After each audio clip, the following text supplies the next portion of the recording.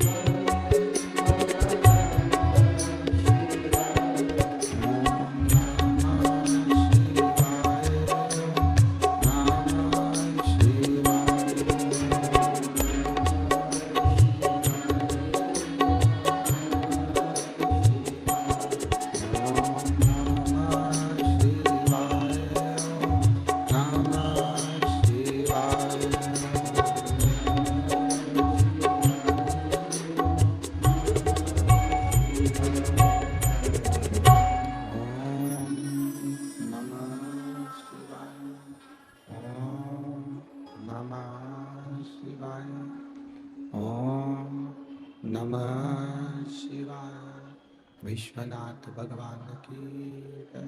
गौरा महारानी की जय। श्री गणेश जी महाराज की जय। महाकाल राजा की जय।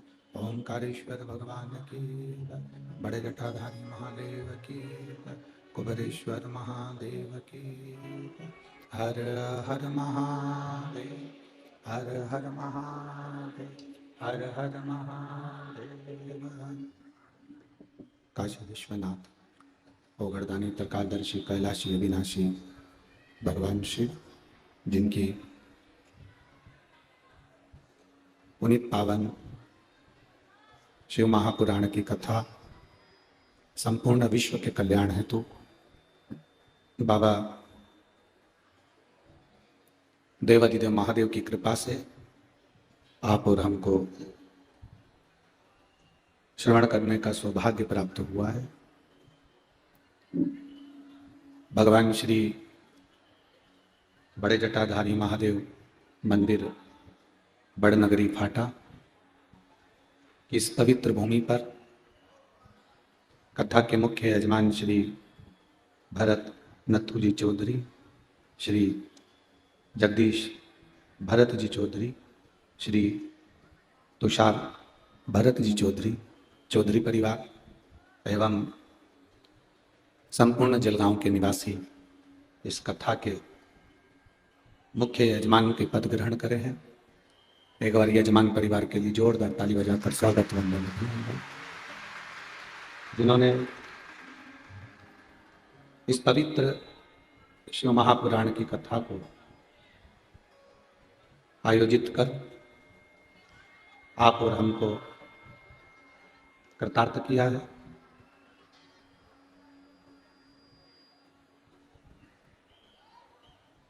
देव और महादेव की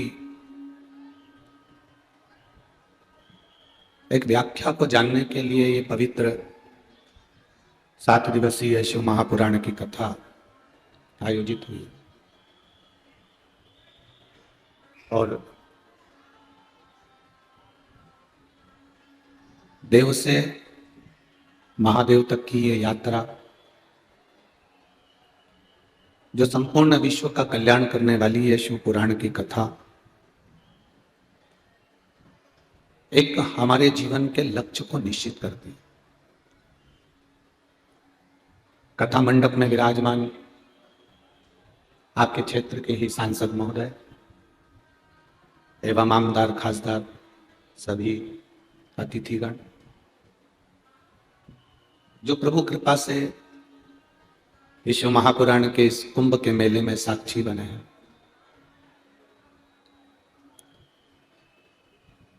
एक शिव कृपा करते हैं, देवाधिदेव महादेव की करुणा होती है, उनकी दया होती है, तब हम अपनी जिंदगी में कुछ अच्छा कर पाते हैं।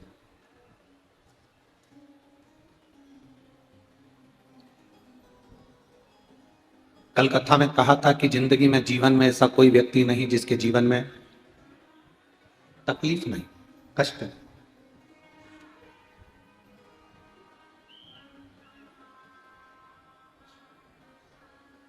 चाहे कहीं का संत हो, साधु हो, गुरु हो, कोई मिनिस्टर हो, कोई मंत्री हो, कोई राजनेता हो, कोई सनातन धर्म को आगे बढ़ाने वाला हो, कोई धर्म की ध्वजा को फहराने वाला हो, ऐसा संसार में कोई जन्मा ही नहीं जिसको केवल प्रशंसा ही प्रशंसा मिले। केवल प्रशंसा प्रशंसा मिली हो ऐसा कोई नहीं जन्मा। 10 अगर प्रशंसा करने वाले मिलेंगे तो उससे ज्यादा उसकी निंदा करने वाले, उसके लिए अपशब्द कहने वाले। संत तुकाराम जी, संत नामदेव जी, संत ज्ञानेश्वर, संत मुक्ताबाई, रामकृष्ण परमहंस जी, चैतन्य महाप्रभु जी, ये सब जितने भी भारत की भूमि के संत हुए, साधु हुए और जिन्होंने इस राष्ट्र को आगे बढ़ाने का प्रयास किया, वो चाहे वो सत्ताधारी हो, नेता हो, अभिनेता हो, जो उनको भी जाने दो। आप अपनी भी सोचो। आप सोचो कि आपकी प्रशंसा आपकी बहू दिन रात करे तो बहुत मुश्किल है, एक आध बार वो निंदा करे भी कर रही नहीं सकती। आप सोचो कि आपकी सास आपकी हमेशा तारीफ ही तारीफ करे तो एक आध बार वो निंदा करे भी कर रही नहीं सकती।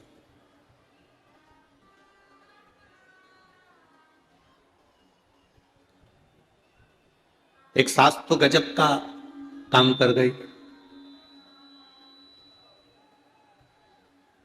एक सास ने तो पशुपति व्रत करा था भगवान का, उसने पत्र भी लिखा था नोएडा दिल्ली में, आप लोगों ने सुना होगा उस पत्र को।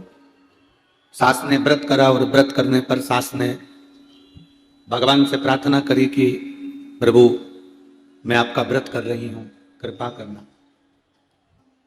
सबकी सास है, सबकी बहू है, सब सास अपनी अपनी बहू की निंदा करती है। मेरे घर में कोई बहू नहीं है, मैं किसकी निंदा करूं, मैं निंदा किसकी करूं। तो उसने पत्र में लिखा कि मैंने भगवान से कहा कि ऐसी कृपा कर दो कि मुझे भी एक बहू दे दो जिसकी मैं निंदा कर सकूं, जिसकी मैं निंदा कर सकूं, ऐसी बहू दे दो।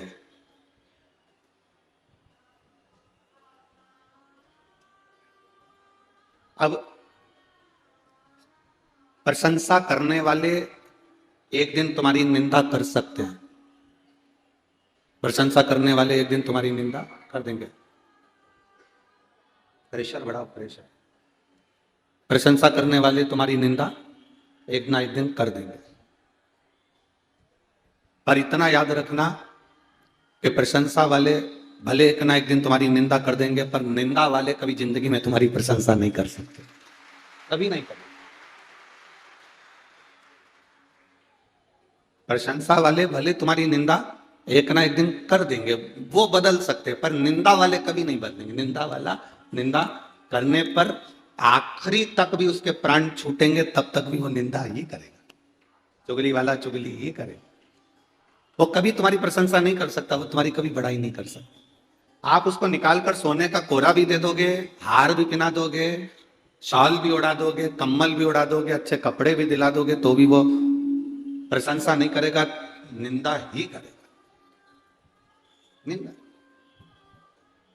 तो शिव महापुराण की कथा कहती है, एक बार माता पार्वती और देवादिदेव महादेव भगवान शिव दोनों भ्रमण के लिए निकल कर जा रहे थे, दोनों घूमने के लिए जा रहे थे, दोनों चल दिए भ्रमण की ओर आगे बढ़ गए। भ्रमण करते करते एक जंगल के अंदर प्रवेश कर गए। भ्रमण करते करते एक वन में, एक जंगल में प्रवेश कर,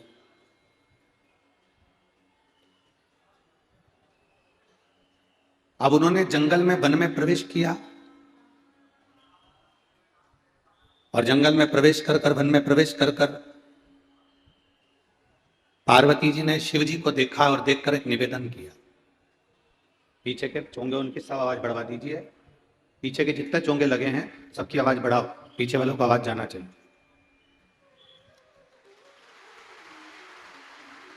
तो पार्वती जी ने और शिव जी ने भ्रमण करते करते वन में घूमते घूमते जंगल में प्रवेश किया, वन में प्रवेश किया। अब प्रवेश करने पर माता पार्वती जी भगवान शिव को देखी। माता पार्वती जी ने भगवान देवादिदेव महादेव को देखा। गुंजाएं कम करो, गूंज रहा है। माता पार्वती जी ने शिव जी को देखकर एक प्रार्थना करी, प्रभु ये वृक्ष जो लगा है ये आम का है। फिर पार्वती जी ने कहा ये वृक्ष जो लगा है ये अनार का है। पार्वती जी ने फिर कहा कि ये वृक्ष जो लगा है ये जाम का है। पार्वती जी ने फिर कहा ये वृक्ष आम का है, ये अनार का है, ये जाम का है, ये वृक्ष मौसम्बी का है, ये वृक्ष संतरे का है। ये संतरे का वृक्ष है, ये मौसम्बी का वृक्ष है, ये पार्वती जी बोलती।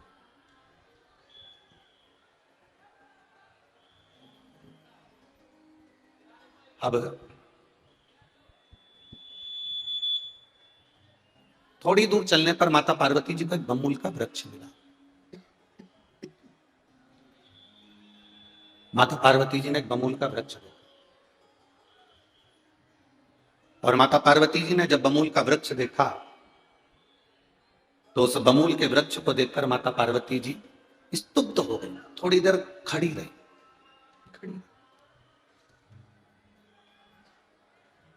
कृपया कार्यकर्ताओं से निवेदन है आप लोग आवाज शोर ना करें। 3 घंटे की कथा को शांति से आप लोग सुने। जो लोग जहां हैं वो वहीं बैठ जाएं, कोई आगे आने का प्रयास ना करे, जहां पर हैं आप लोग वहीं बैठ जाइए। पार्वती जी ने थोड़ी देर बाद बमूल का वृक्ष देखा। बमूल। अब शिव जी ने आम का वृक्ष देखा, संतरे का वृक्ष देखा, शिव जी ने अनार का वृक्ष देखा, जाम का वृक्ष देखा, और पार्वती जी ने थोड़ी देर बाद बमूल का जो वृक्ष देखा, बमूल का वृक्ष।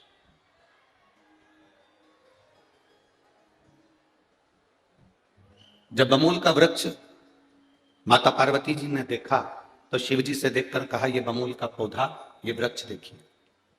प्रभु आम के वृक्ष में आम आता है, अनार के वृक्ष में अनार आता है, जाम के वृक्ष में जाम आता है, इमली के वृक्ष में इमली आती है, केवल एक ये बमूल का वृक्ष ऐसा है इसमें कोई फल नहीं आता, इसमें कोई फल, इसमें कोई फल नहीं। केवल एक बमूल का वृक्ष ऐसा है कि जिसमें फल की कोई प्रतिभा नहीं दिखती, फल की कोई प्रतिभा नहीं। केवल एक वृक्ष यही ऐसा दिख रहा है जिसमें फल नहीं दिखता, फल न जाना। शिवजी ने पार्वती जी से पूछा कि तुम चाहती क्या हो वो बताओ हमको, तुम क्या चाहती, आप चाहती क्या हो वो हमें बताओ क्या चाहते हो। देवादिदेव महादेव ने कहा, बोलो पार्वती आप क्या चाहती हो। पार्वती जी ने कहा, बस मैं इतना चाहती हूं कि जैसे आम के वृक्ष में आम आते हैं तो आम को लोग सम्मान देते हैं, जाम के वृक्ष में जाम आते हैं तो लोग जाम के वृक्ष को सम्मान देते हैं, इमली के वृक्ष में इमली आती है तो इमली को सम्मान देते हैं, संतरे के वृक्ष में संतरा आता है तो संतरे को सम्मान देते हैं। कम से कम इस बमूल के वृक्ष में भी कोई फल आता तो कम से कम इसको भी तो कोई सम्मान मिलता। बहुत ध्यान से सुनना इस प्रसंग को कि देव और महादेव में क्या अंतर है। देव और महादेव में क्या अंतर है, इस प्रसंग को थोड़ा सा ध्यान लगाकर सुनिएगा, बहुत ध्यान लगाकर। बहुत दूर दूर से आप लोग आते हो, 100 200 500 रुपए खर्च कर कर आते हो, दिन भर इंतजार करते हो कथा का, धूप भी नहीं देखते, उस धूप में भी बैठे रहते हो, तो कथा को 1 सेकंड की भी चूकने मत दो, दिल से सुनकर बाबा से प्रार्थना करते हो। 1 सेकंड की, 1 सेकंड की भी वो कथा ना जाए। कोई आपको अगर कष्ट दे रहा है, बीच बीच में बार बार उठ रहे हैं, जा रहे हैं, आ रहे हैं, तो उनके पांव पड़कर कह दो तू बैठ जा, हमको कथा सुन लेने दे, बहुत दूर से आए हैं, तेरा क्या है, तू तो मंडराता रहेगा, आता रहेगा, जाता रहेगा, हमको कथा कर। देव और महादेव में अंतर कितना है, देव और महादेव क्या कर सकते हैं, वो समझने वाला विषय है। आम के पेड़ में आम लगा इसलिए सम्मान दिया, मौसम्बी के पेड़ में मौसम्बी लगी इसलिए सम्मान मिला, अनार के पेड़ में अनार लगा इसलिए सम्मान मिला, जाम के पेड़ में जाम लगा इसलिए सम्मान मिला, इमली के पेड़ में इमली लगी इसलिए सम्मान मिला। पर ये बमूल का पेड़ जिसमें कांटे ही कांटे हैं और कोई फल नहीं है, कोई फल, ये बमूल का पेड़, इसको तो कोई सम्मान देता ही नहीं। क्या चाहती हो पार्वती?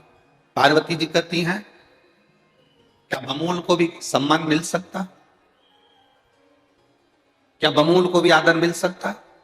ये तो कांटे में सराबोर है, कांटों में सना हुआ है, कांटों में रमा हुआ है, क्या इसको आदर मिल जाएगा, सम्मान मिल जाएगा? शिव जी ने कहा, पार्वती मैं क्या वर्णन करूं। दोनों के बाद संवाद हो रहे थे और उसी बीच में देवऋषि नारद का आगमन हो गया। श्रीमन नारायण, देवऋषि नारद पता। देवऋषि नारद ने पूछा,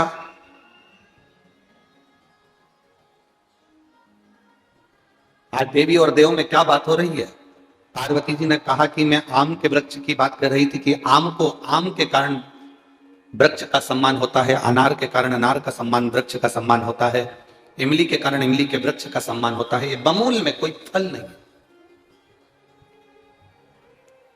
क्या इस बमूल का भी कोई सम्मान हो सकता है? देवऋषि नारद ने कहा, मां, देवी, माता, अगर बंजर भूमि पर भी कोई फूल खिला सकता है, जिसको दुनिया पत्थर मारती हो उसको भी अगर कोई पुजवा सकता है, बंजर भूमि पर भी अगर कोई फूल खिला सकता है, जिसको दुनिया पत्थर मारती हो उसको भी अगर कोई पुजवा सकता है, घोड़े पर भी अगर कोई महल बनवा सकता है, तो वो केवल एक है, नारद जी कहते हैं वो देवादिदेव महादेव है, उसके सिवा कोई नहीं। शिव कर सकते हैं। शंकर भगवान ने देवऋषि नारद से कहा, नारद तुम कैसी बात करते हो, बमूल के वृक्ष में कोई फल लगेगा क्या, और उस फल को कोई खाएगा क्या? नारद जी कहते हैं, मैं नहीं जानता प्रभु, पर माता चाहती है कि बमूल के वृक्ष को भी आदर मिले, सम्मान मिले, उसके लिए कुछ तो तुम्हें करना पड़ेगा। शिव जी ने कहा, ठीक है देवऋषि नारद, सुनो, आम सीजन में आता है, अनार सीजन में आता है, इमली सीजन में आती है, मैं बमूल के वृक्ष पर मधुमक्खी का छत्ता लगा देता हूं जिसमें शहद 12 महीने रह सकता है, 12 महीने शहद रह सकता है।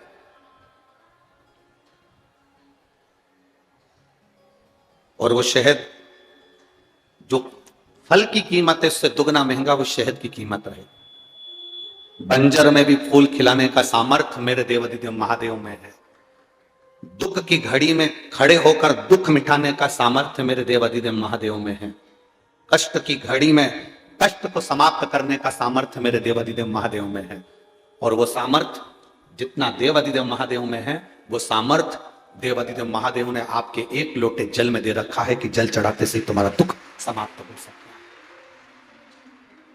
जल चढ़ाते ही तुम्हारा वो दुख मिट सकता है। एक पत्र आया है, बहन जी ने दिया है।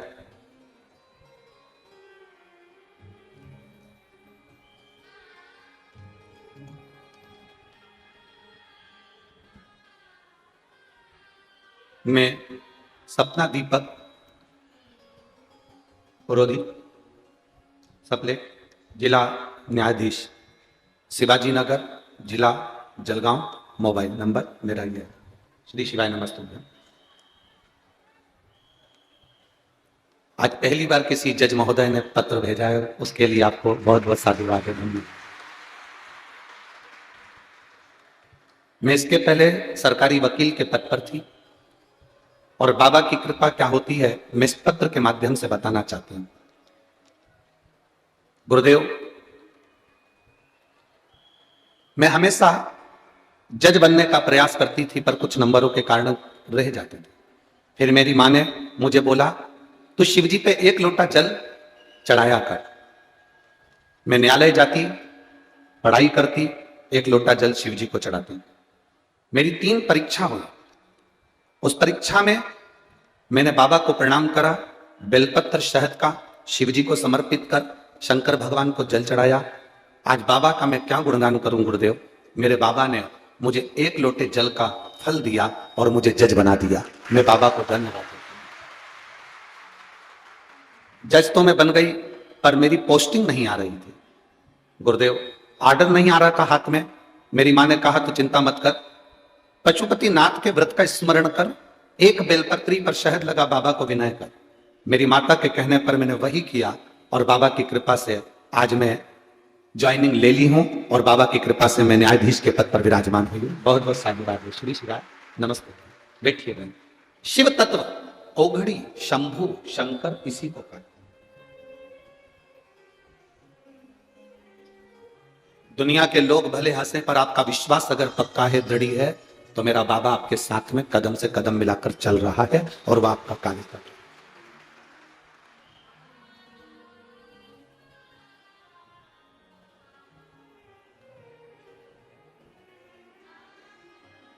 मेरे बाबा दया करना, मैं तेरे भरोसे। भोले बाबा दया करना, मैं तेरे भरोसे। ना घर के भरोसे हूँ, ना परिवार के भरोसे।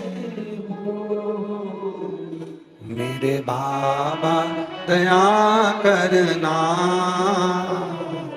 मैं तेरे भरोसे। भोले बाबा मैं तेरे भरोसे। हम दुनिया के लोगों के कहने पर भले भटक जाए, हम दुनिया के लोगों के कहने से भले इधर उधर चले जाएं, पर शिव महापुराण की कथा कहती अपना विश्वास टूटना नहीं चाहिए, अपना भरोसा मत टूटने दो। वो बमूल के वृक्ष को भी कीमत वाला बना देता है। शहद का छत्ता लगाकर भले उसमें फल ना लगे। हम अगर बमूल के वृक्ष जैसे हैं, हम में कोई क्वालिटी नहीं है, मान लो हम बेकार भी हैं, पर कब मेरा शंकर हमारे को शहद का छत्ता लगा दे, कब हमारी कीमत बढ़ा दे, ये उसी के ऊपर निर्भर है,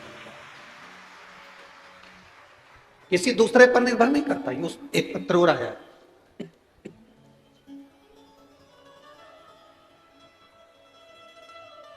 मेरा नाम सो रत्ना लक्ष्मण झावरे, मुकाम पोस्ट फेजपुर, तहसील यावल, जिला जलगांव। कहीं बैठे हो तो हाथ हिला सकते हैं। अगर कहीं बैठे हो, मेरा मोबाइल नंबर ये है। मेरा नाम सुरत्ना लक्ष्मण झावरे, मुकाम पोस्ट फैजपुर, तहसील यावल, जिला जलगांव। मोबाइल नंबर मेरा ये है। गुरुजी, मेरे जैसे गरीब पर मेरे बाबा ने कितनी कृपा करी, मैं क्या वर्णन करूं।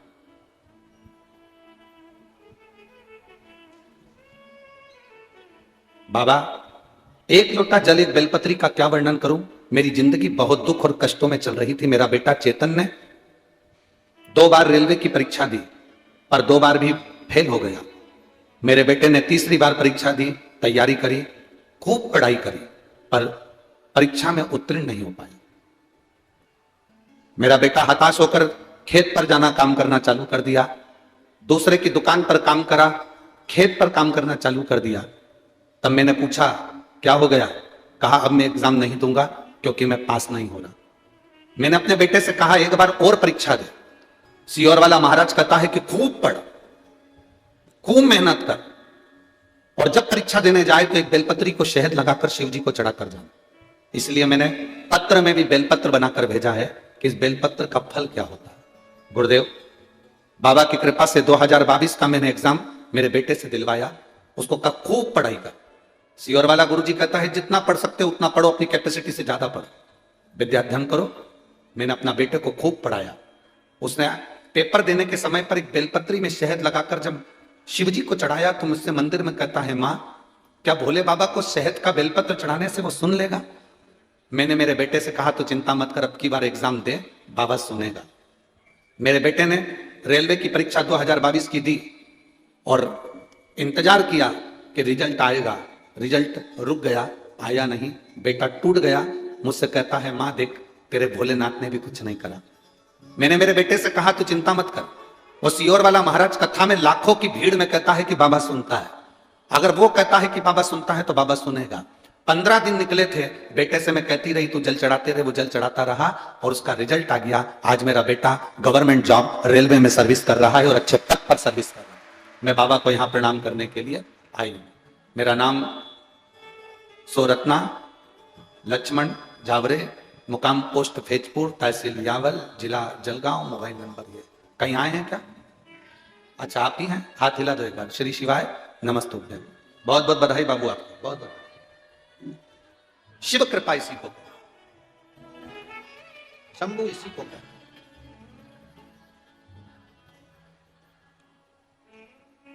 भरोसा शिव पर करा तो वो टूटेगा नहीं, ये निश्चित। हमने आपको एक बार पहले भी कहा कि भरोसा हर किसी पर मत करना। घर के लोगों पर भरोसा करोगे एक बार टूटेगा, रिश्तेदारों पर भरोसा करोगे एक बार टूटेगा, परिवार पर भरोसा करोगे एक बार टूटेगा, कुटुंब कबीले में भरोसा करोगे एक बार टूटेगा, आसपास वालों पर भरोसा करोगे एक बार टूटेगा, पर मेरे शंभू पर किया गया भरोसा कभी जिंदगी में नहीं टूटेगा। वो नहीं टूट सकता, वो टूटेगा ही नहीं। बोल बम का नारा है, जम के बोलो जरा, बोल बम का नारा है, बाबा एक साथ। ये भरोसे का शब्द, मतलब हम बाबा के सहारे जी रहे हैं, हम बाबा के भरोसे जी रहे हैं।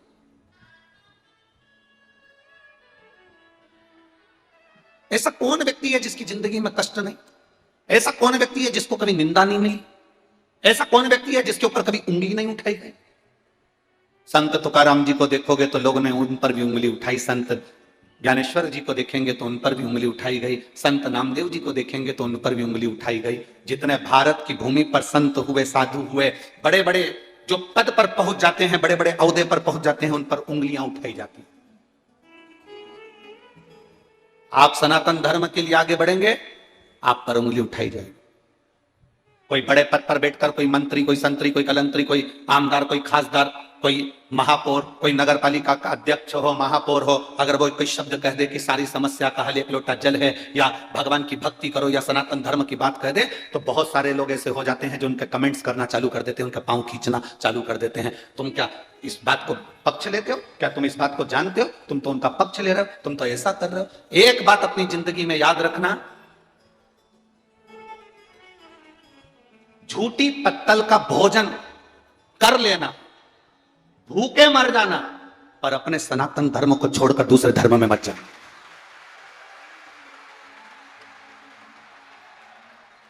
झूठी पत्तल का भोजन कर लेना, भूखे मर जाना, पर अपना सनातन धर्म छोड़कर दूसरे धर्म में मत जाना। कोई के हमारे धर्म में आओ, हम तुमको ऐसा कर देंगे, हम तुमको नौकरी दे देंगे, हम तुमको ऐसा बना देंगे, तुम हमारे से जुड़ जाओ, हमारे धर्म में आ जाओ। भूखे रह लेना, 15 दिन खाना मत खाना, पर दूसरे धर्म में मत जाओ, बिल्कुल मत जाओ। बड़ी मुश्किल से हमारा जन्म भारत की भूमि पर होता है, बड़ी मुश्किल से ये मनुष्य का शरीर मिलता है, और बड़ी मुश्किल से शंकर को चढ़ाने के लिए एक लोटा जल मिलता है। इसको छोड़कर कैसे जाए? कैसे? अपने धर्म को छोड़कर हम दूसरा धर्म कैसे?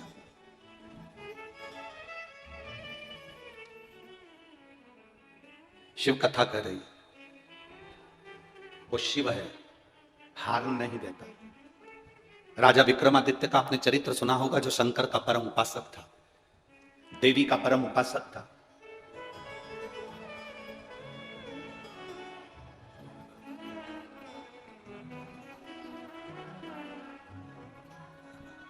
भारत की भूमि का पहला राजा था जिसकी मित्रता देवताओं से थी, राजा विक्रमादित्य। पूरे ब्रह्मांड का, पूरे भारत की भूमि का पहला राजा था जिसके संबंध देवताओं से थे। उसके संबंध देवताओं से क्यों थे? किस लिए? क्योंकि राजा विक्रमादित्य प्रतिदिन शिव जी की आराधना करता था और माता रानी की आराधना करता था। पार्वती जी की भी आराधना कर रहा है और शिव की भी आराधना। जो शिव और शक्ति इन दोनों की आराधना में लग जाता है, उसके संबंध, उसके रिश्तेदार, उसके नातेदार स्वयं देवता खुद बनने के लिए आते हैं और उसको अपना रिश्तेदार बना देते हैं।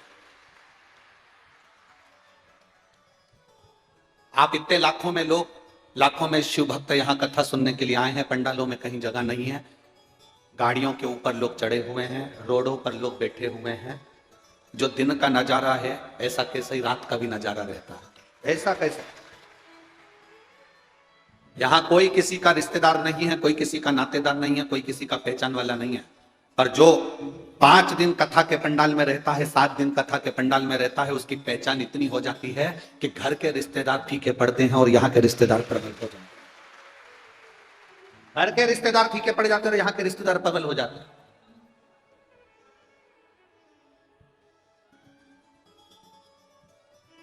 मैं जलगांव के ढोल वालों को, नगाड़े वालों को, डीजे वालों को, मैं जलगांव के बैंड बाजे वालों को और यहाँ के आसपास के गांव की ढोलक पेटी की मंडलियों को यहीं से नमन करता हूं, दंडवत करता हूं। नमन। क्या दुनिया में किसी की शादी होगी, ऐसा उत्सव रात्रि को देखने को मिलता है जब चारों तरफ डीजे और ढोल और बैंड और भजन और श्री शिवाय नमस्तुभ्यम लोग नाच रहे, गा रहे, आनंद कर रहे, एंजॉय कर रहे। और उस बीच में लोडिंग में छोटे छोटे जो लोडिंग होते हैं, छोटे छोटे जो ट्रक जैसे होते हैं लोडिंग गाड़ियां, उसमें भरा भरा कर सामान, कोई चाय बना रहा, कोई दूध केसर का, कोई आइसक्रीम, कोई कुछ उस बीच में भरा भरा कर चारों तरफ कहीं कुछ बट रहा, कहीं कुछ बट रहा, ऐसा लग रहा जैसे बाराती आ रहा। और जो जलगांव का व्यक्ति ये नजारा देख नहीं पाया, समझ लेना उसकी किस्मत ही बेकार थी, वो नहीं पहुंचा। किस्मत है, वो 1000 बार जन्म ले लेगा तो नहीं देख पाएगा। इस जलगांव का कितना बड़ा सेठ होकर वो नजारा नहीं देखा तो बेकार, बेकार। जिसने ये नजारा नहीं देखा वो गया, वो उसका जीवन ही बेकार है, फिर उसका जन्म, उसका जलगांव में रहना ही बेकार। मतलब वो जलगांव में रहा, समझ लो कुछ खो दिया उसने, हीरा खो दिया। ये नजारा नहीं देख पाया। इतने शिव भक्तों का आनंद, इतने शिव भक्तों की अलमस्तता, इतने शिव भक्तों की रात को 2:30 बजे भी एक जैसे भजन में आनंद लेना, भक्ति में डूबे रहना, दिन भर कथा सुनना, रात को कीर्तन करना, और लोग हाथ जोड़ जोड़ के, लो साहब चाय पियोगे, लो साहब दूध पियोगे। हम सोचते थे कि दिल्ली नोएडा के लोगों ने सबसे ज्यादा लोगों को खिलाया है, पर आज जलगांव ने सिद्ध कर कर बता दिया इसके बराबर कहीं नहीं खिलाया। इसके बराबर कहीं नहीं खिलाया। खूब गाड़ियां भर भर के, लो साहब पानी, लो साहब पाऊ, लो साहब बाटल, लो साहब ये, लो साहब। अरे क्या हाथ जोड़ के धन्य है रे जलगांव वालों, नजर उतरवा लेना तुम्हारी। धन्य आपकी शिव भक्ति थी। और महाराज शंकर शंकर ओघड़ी ओघड़ी, उसकी भक्ति सरल नहीं, उसकी भक्ति साझा। अब केवल एक दिन और रहा है, आज की रात्रि। कल तो सवेरे 8 बजे से कथा होगी, 11 बजे विराम हो जाएगी। 1 बजे हम भी यहां से बाबा कुबेरेश्वर धाम के लिए रवाना होंगे। फिर 16 दिसंबर से वापिस अमरावती की कथा में 1 बजे से 4 बजे तक आप लोगों के मध्य टीवी चैनल के माध्यम से फिर मिलना हो जाएगा। ये तो शिव भक्ति है। मिला इस शरीर का मौका जो दिया। राजा विक्रमादित्य भारत की भूमि के वो राजा थे जिनकी मित्रता, जिनकी पहचान देवताओं से थी।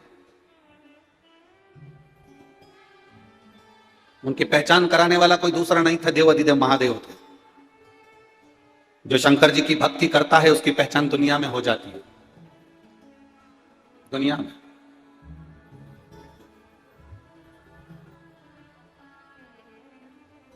चौधरी परिवार को कोई जानता था कि नहीं जानता था पता नहीं, पर इनने शंकर की भक्ति करी, शिव पुराण की कथा कराई, तो अब सब पहचान जाएंगे कि जगदीश चौधरी कौन है, तो भरत चौधरी कौन है,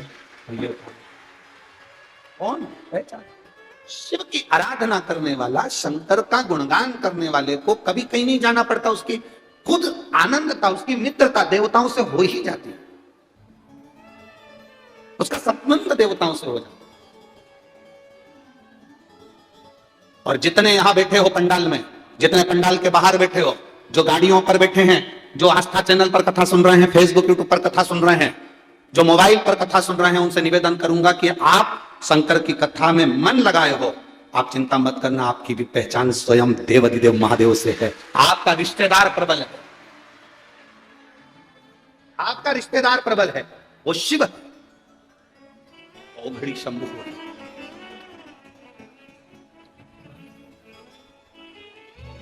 सहज शिव महापुराण की कथा कहती है, राजा विक्रमादित्य को इंद्र ने निमंत्रण दिया। अब देखिएगा जरा शिव तत्व को जानिए। राजा विक्रमादित्य को इंद्र ने निमंत्रण दिया, और राजा विक्रमादित्य को इंद्र ने निमंत्रण देकर कहा कि आप पधारिए। राजा विक्रमादित्य समझ नहीं पाए कि आखिर इंद्र कौन सी चाल चलने वाला, पर विक्रमादित्य का नियम था, शंकर भगवान को 1 लोटा जल चढ़ाकर अशोक सुंदरी के स्थान पर स्पर्श कर भगवान के चढ़े हुए जल को अपने वक्ष स्थल पर लगाकर विक्रमादित्य चला जाता। राजा विक्रमादित्य चले जाते, चले राजा विक्रमादित्य इंद्र लोक में पहुंचे। इंद्र अपने सिंहासन पर बैठा हुआ। इंद्र ने राजा विक्रमादित्य को इसलिए बुलवाया था क्योंकि पूरे देवलोक में राजा विक्रमादित्य की चर्चा हो रही थी।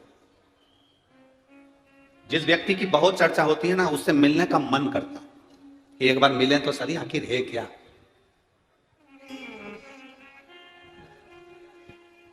आखिर ये है कौन, इससे मिले।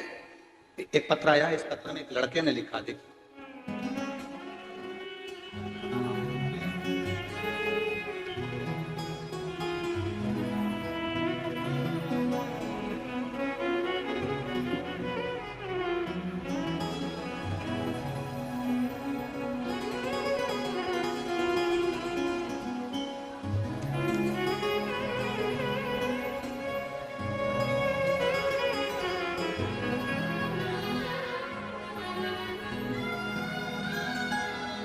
श्री समाधान दौलत शुभ के, रंजना समाधान शुभ के, रहवासी देव पिपरी, तहसील जामनेर, जिला जलगांव।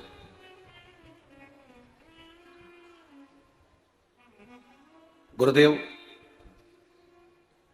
मेरा बेटा कभी भगवान पर भरोसा नहीं करता था।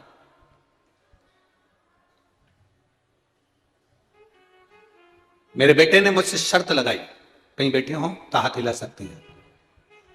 मां, 19 वर्ष की मेरी आयु है, क्या मेरी 19 वर्ष की आयु में क्या मेरी सरकारी नौकरी लग सकती है? अगर तू महादेव का पूजन करती है तो मैं भी एक लोटा जल चढ़ाना चालू करता हूं और देखता हूं महादेव क्या मेरी नौकरी लगा सकते हैं। मैं गुरुदेव, मेरे बेटे ने एक लोटा जल केवल मुझसे कंपटीशन करने के लिए और आपके वचन को जानकर जल चढ़ाना प्रारंभ करा और मैं बाबा को यहां धन्यवाद देने के लिए आई हूं। गुरुदेव, बाबा बाबा है।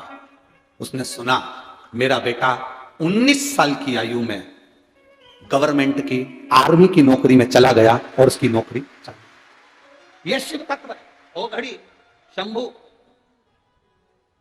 जो बेटा कह रहा है, जो बेटा कह रहा है कि शिव 19 वर्ष की आयु में सरकारी नौकरी दे सकता है,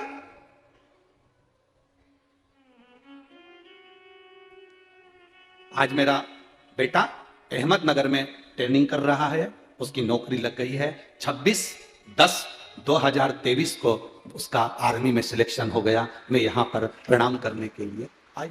शिव तत्व है। ओ घड़ी शंभु त्रिकालदर्शी हो सकता है। पंडाल में बैठकर कथा सुनने पर क्या लाभ होता है? एक पत्र में एक बहन ने लिखा, उज्ज्वला धीरज गोसावी, मुकाम पोस्ट बड़ा की, तहसील राहा शाहदा, जिला नंदुरबार, मोबाइल नंबर ये है। कहीं बैठी हो तो हाथ हिला सकती हैं, कहीं बैठी हो तो हाथ हिला सकती हैं। उज्ज्वला धीरज गोसावी, मुकाम पोस्ट बड़ा की, तहसील शाहदा, जिला नंदुरबार, मोबाइल नंबर ये है। आप लोग पत्र में भी उसको पढ़ सकते हैं। बाबा, मैं भोलेनाथ का क्या गुणगान करूं? मैं 3 महीने से हॉस्पिटल घूम रही थी। मेरे गर्भाशय में 7 सेंटीमीटर की गठान हो गई थी। 3 डॉक्टरों ने बोला तुरंत ऑपरेशन करना पड़ेगा। परिवार वाले सभी परेशान हो गए थे। मैं और मेरे पति हम धूलिया के निरामय हॉस्पिटल में आए थे। उस वक्त धूलिया में आपकी कथा चल रही थी। हम हॉस्पिटल से सीधे पंडाल में आ गए थे। वहां मेरे पति और मेरी मां ने पंडाल में बाबा से विनती की, मेरी बेटी के गठान मिट जाए। तभी हमने बाबा से विनय कर वहां की मिट्टी को पेट पर लगाया, प्रणाम करा और धूलिया के पंडाल में, हम हॉस्पिटल से सीधे धूलिया के पंडाल में गए। बैठकर हमने विनती करी। आप श्री शिवाय नमस्तुभ्यम कहते हो, हम कहते हैं वो श्री शिवाय नमस्तुभ्यम नहीं, हमारी सीधी डोर बाबा से बांध देते हो। हम बाबा से कहते हैं। मैंने बाबा से विनती करी, बाबा 15 दिन में डॉक्टर ने सोनोग्राफी करना है और मेरा ऑपरेशन करना है, केवल 15 दिन मेरे पास है। तब डॉक्टर ने 15 दिन की सोनोग्राफी के लिए मुझे वापस बुलाया और वहां पर चेक कराया। मैं बाबा का क्या वर्णन करूं। जब सोनोग्राफी कराई तो मालूम पड़ा कि पेट में गठान नहीं थी, गल चुकी थी। डॉक्टर ने हमें तुरंत कहा कि 100 में से ऐसा केस पहला आया है कि जिसकी गठान इतनी जल्दी गल गई।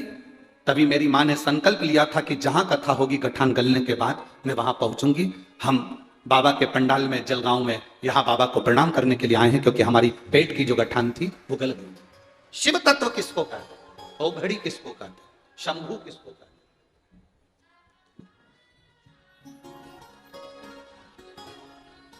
आपका विश्वास, आपका भरोसा, आपकी दृढ़ता। मेरी जीजियों, मेरी माताओं, मेरी बहनों, मेरे जीजाओं, मेरे भाई, आप सब यहां पर आमंत्रित हैं, बैठे हैं, शिव भक्ति की कथा का लाभ ले रहे हैं, भगवान की अविरल भक्ति को अपने हृदय में धारण कर रहे हैं। पर यह विश्वास मानकर चलना, आपको यहां तक लाने वाला ना तो सीहोर वाला महाराज है, ना चौधरी परिवार है, ना कोई है। आपको यहां तक पकड़ कर लाने वाला स्वयं देवाधिदेव महादेव है। वो तुमको लेकर, और वो तुमको लेकर आया है तो कुछ अच्छा करने के लिए लेकर आया होगा, कुछ श्रेष्ठ कर्म करने के लिए लेकर, कुछ अच्छा करेगा जरूर, ये विश्वास रखिए। गया इंद्र को लगा कि ये विक्रमादित्य की चर्चा सब दूर हो रही है, राजा विक्रमादित्य की जय, राजा विक्रमादित्य की जय, राजा विक्रमादित्य की जय, पूरा ब्रह्मांड कर रहा है, देवता भी इसका गुणगान करते हैं। आखिर राजा विक्रमादित्य में ऐसा क्या है? 2 क्षण में राजा विक्रमादित्य को मैं नीचे धूल चटा दूंगा, ये राजा इंद्र ने विचार कर 2 क्षण। ऐसे दुनिया के कई लोग हैं जो शंकर भगवान के भक्त को धूल चटाने का प्रयास करते हैं। कौन लगता है शंकर का भगत, उसको तो धूल चटा दूंगा, ये मुझे जानता नहीं है। आप लोगों से केवल एक निवेदन है, आप एक लोटा जल लेकर शिव जी के मंदिर में जाते रहो, शंकर का गुणगान गाते रहो, श्री शिवाय नमस्तुभ्यम बोलते रहो। मेरे बाबा के आप इतने करीब में रहोगे कि दुख तुम पर आएगा और आंख में आंसू मेरे बाबा के आएंगे तुम्हारे दुख को देख, तुम्हारे दुख को देखकर आंसू मेरे बाबा की आंख में आएंगे कि मेरे भक्त को ये तकलीफ कैसे हो गई, मेरे भक्त को ये दुख कैसे आ गया, ये तकलीफ मेरे भक्त को।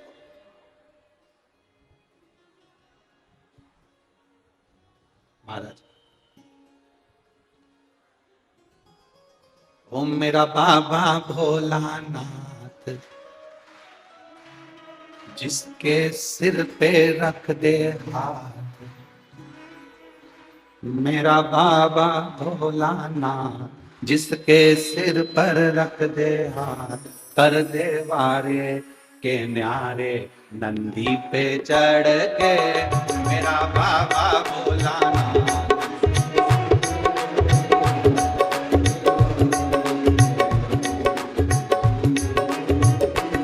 मेरा बाबा भोलानाथ, जिसके सिर पे रख दे हाथ, कर दे वारे के न्यारे नंदी पे चढ़ के, मेरा बाबा भोलानाथ।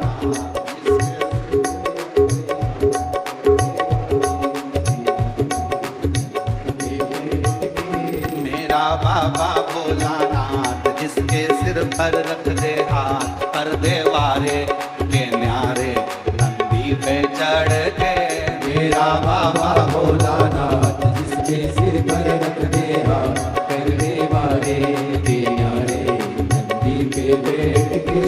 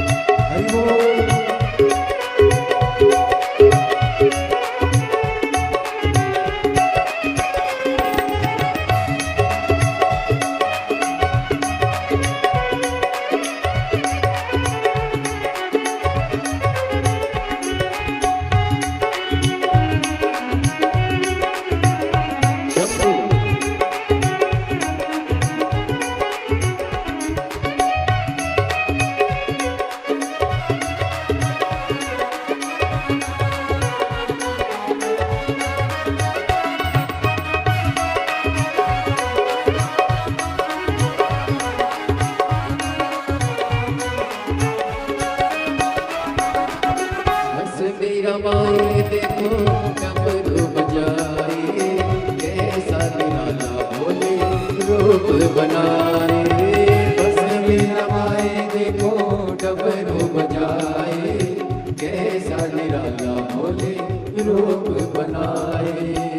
गले में सर्पों की है माँ, जिसके सिर पे रख दे हाथ, कर दे वारे के न्यारे नंदी पे बैठ के।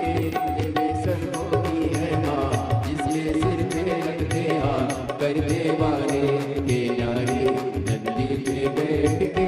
मेरा बाबा भोलानाथ, जिसके सर पे रख दे हाथ, कर दे वारे के न्यारे नंदी पे चढ़ के। मेरा बाबा भोलानाथ, जिसके सिर पे रख दे हाथ, कर दे वारे के न्यारे नंदी पे बैठ के। राधे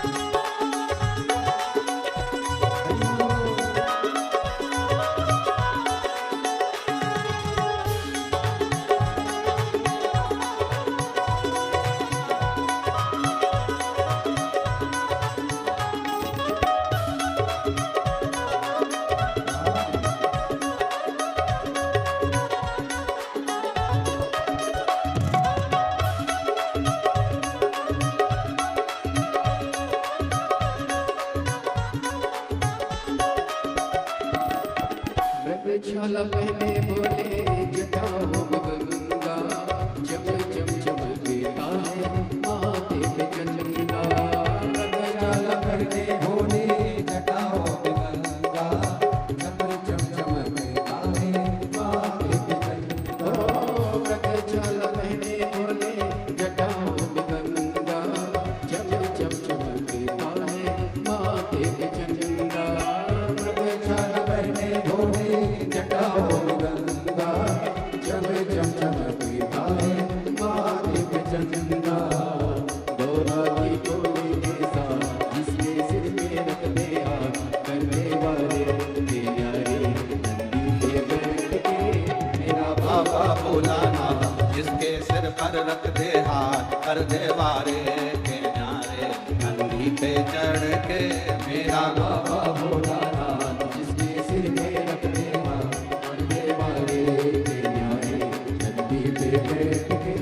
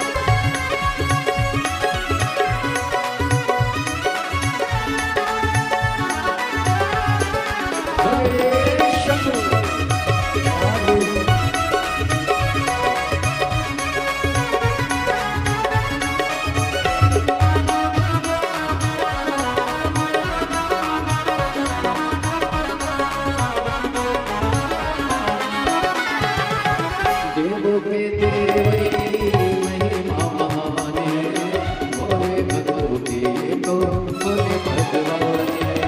देवों के देव की महिमा महान है, भोले भक्तों की तो भोले भगवान है। देवों के देव की महिमा महान है, भोले भक्तों की तो भोले भगवान है। देवों के देव की महिमा महान है, भोले भक्तों की तो भोले भगवान है। करने भक्तों का उद्धार जिसके सिर पे रख दे हाथ, करने वाले के न्यारे नंदी पे बैठ के मेरा बाबा भोलेनाथ जिसके सिर पे रख दे हाथ, करने वाले के न्यारे नंदी पे बैठ के मेरा बाबा भोलानाथ के सिर पे रख दे हाथ, कर दे वाले के न्यारे नंदी पे चढ़ के मेरा बाबा भोलानाथ जिसके सिर पे रख दे हाथ, करने वाले के न्यारे नंदी पे बैठ के मेरा बाबा भोलानाथ जिसके सिर पे रख दे हाथ, कर दे वाले के न्यारे नंदी पे चढ़ के मेरा बाबा भोलानाथ जिसके सिर पे रख दे हाथ, पर्दे वाले के न्यारे नंदी पे बैठ के, पर्दे वाले के न्यारे नंदी पे चढ़ के, वो पर्दे वाले के न्यारे नंदी पे बैठ के, पर्दे वाले के न्यारे नंदी पे चढ़ के, पर्दे वाले के न्यारे नंदी पे बैठ के। हार हार अपने स्थान पर बैठकर भगवान देवज्ञ महादेव से अपने हृदय की बात बड़े भावों के साथ दिल से प्रार्थना करिए। भगवान शिव की कृपा हो।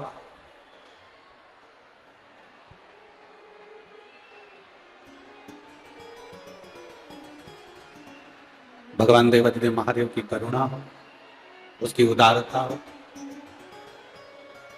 जहां जगह मिले वहां दिल से बैठकर बाबा से प्रार्थना करिएगा। जहां जगह मिल जाए वहां बैठो। कार्यकर्ता भी बैठकर प्रार्थना करना, क्योंकि ये मौका बार बार नहीं आएगा। जहां जगह मिलते जाए वहां बैठकर भगवान शिव से अपने मन की बात बड़े भाव के साथ में बोलना है आपको भी हमारे, और दिल से प्रार्थना करना है। आपकी आवाज हमारे तक पहुंचे, ऐसा स्वर आपका है।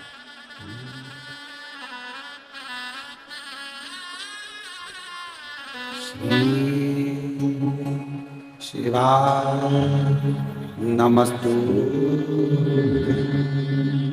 श्री शिवाय नमस्तु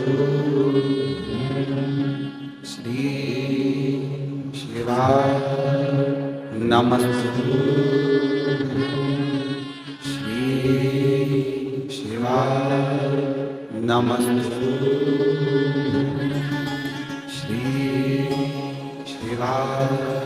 नमस्तु। भोला सब दुख काटो, ओ सब दुख काटो। शिव शंकर तेरी माला, भोले बाबा तेरी माला, भोला सब दुख काटो,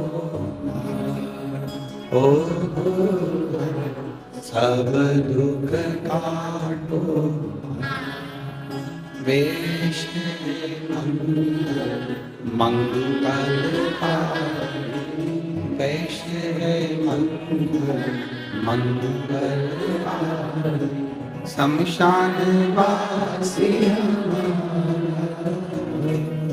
शमशान वासी,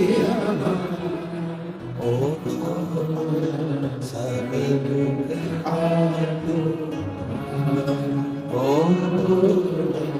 सब दुख काटो।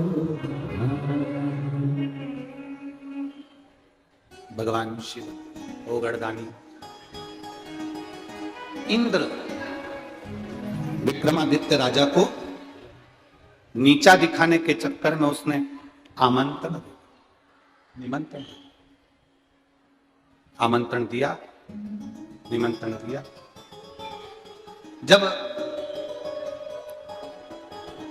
राजा विक्रमादित्य इंद्रलोक में पहुंचे, जब राजा विक्रमादित्य इंद्रलोक में पहुंचे,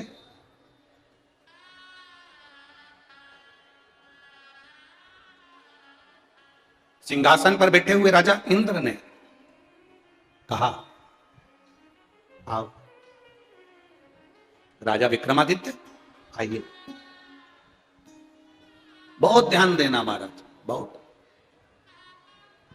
10 लोग अगर आपके पक्ष में हैं तो यह भी मानकर चलना कि 20 लोग आपके विपक्ष में, आपके पीछे की ओर, आपका साथ नहीं देता। पर चिंता ना करिए, एक बार अगर देवादिदेव महादेव का साथ पकड़ लिया, भगवान शंकर से आपका संबंध हो गया, मेरे बाबा से आप अगर जुड़ गए, एक बार शिव के आप हो गए, शंकर आपके हो गए, तो दुनिया कितनी भी विपक्ष में बैठ जाए, आपके पक्ष में शिव होना चाहिए, आपके पक्ष में शंकर, आपके पक्ष में देवादिदेव महादेव होना चाहिए। दुनिया भले विपक्ष में रहे, उससे कोई फर्क नहीं।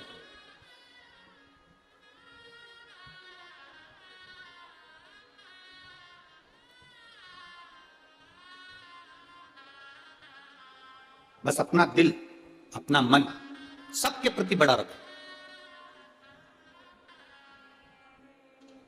पांव में जो चप्पल पहनते हो ना, उसका नाप होता है।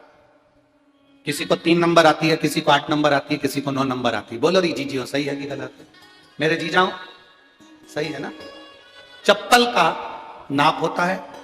जो पैंट पहनते हो उसका जो पट्टा होता है उसका भी नाप होता है, हाइट का भी नाप होता है, शर्ट का भी नाप होता है, टी शर्ट का भी नाप होता है, कुर्ते का भी नाप होता है, घड़ी का भी नाप होता है, अंगूठी का भी नाप होता है, सबका नाप है। पर कभी आपने सुना कि किसी के दिल का नाप? दिल का कभी नाप होता है क्या? दिल का कोई नाप नहीं होता। चप्पल का नाप हो सकता है, कपड़े का नाप हो सकता है, घड़ी का नाप हो सकता है, अंगूठी का नाप हो सकता है, मकान का नाप हो सकता है, जमीन का नाप हो सकता है, पर यह दिल का कोई नाप नहीं है। इसका विस्तार करते चलो, दिल बड़ा रखना।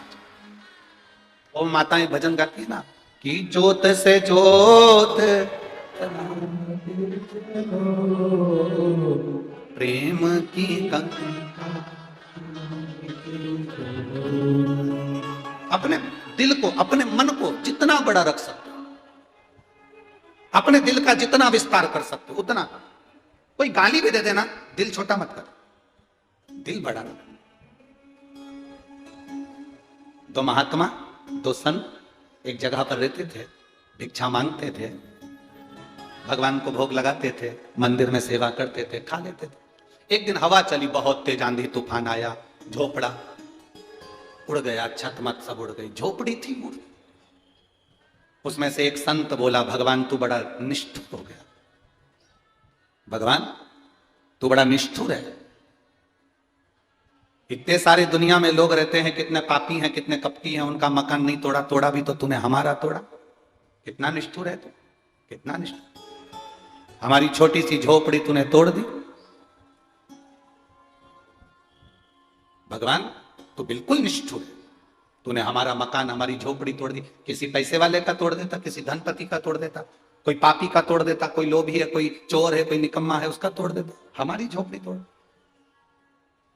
दूसरा व्यक्ति मुस्कुरा रहा था, दूसरा संत मुस्कुरा रहा। एक संत रो रहा है, दूसरा मुस्कुरा रहा है।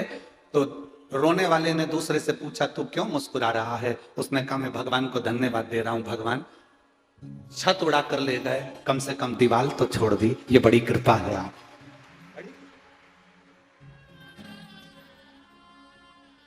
अच्छा देखो, वो इसलिए खुश है क्योंकि दीवार बची हुई है, झोपड़ी की छत तो और डाल लेंगे। थोड़ा सा दुख आता है और हम रोने बैठ जाते हैं कि हमें कष्ट आया, हमें तकलीफ आई, हमें दुख आया, हमें कष्ट आया, हमें तकलीफ आई, हमें दुख आया। पर भगवान से प्रार्थना करना, ऐसा दुख हमारी जिंदगी में मत देना जिसको हम सह भी ना सके, ऐसी तकलीफ नहीं चाहिए जिसको हम सह ना सके।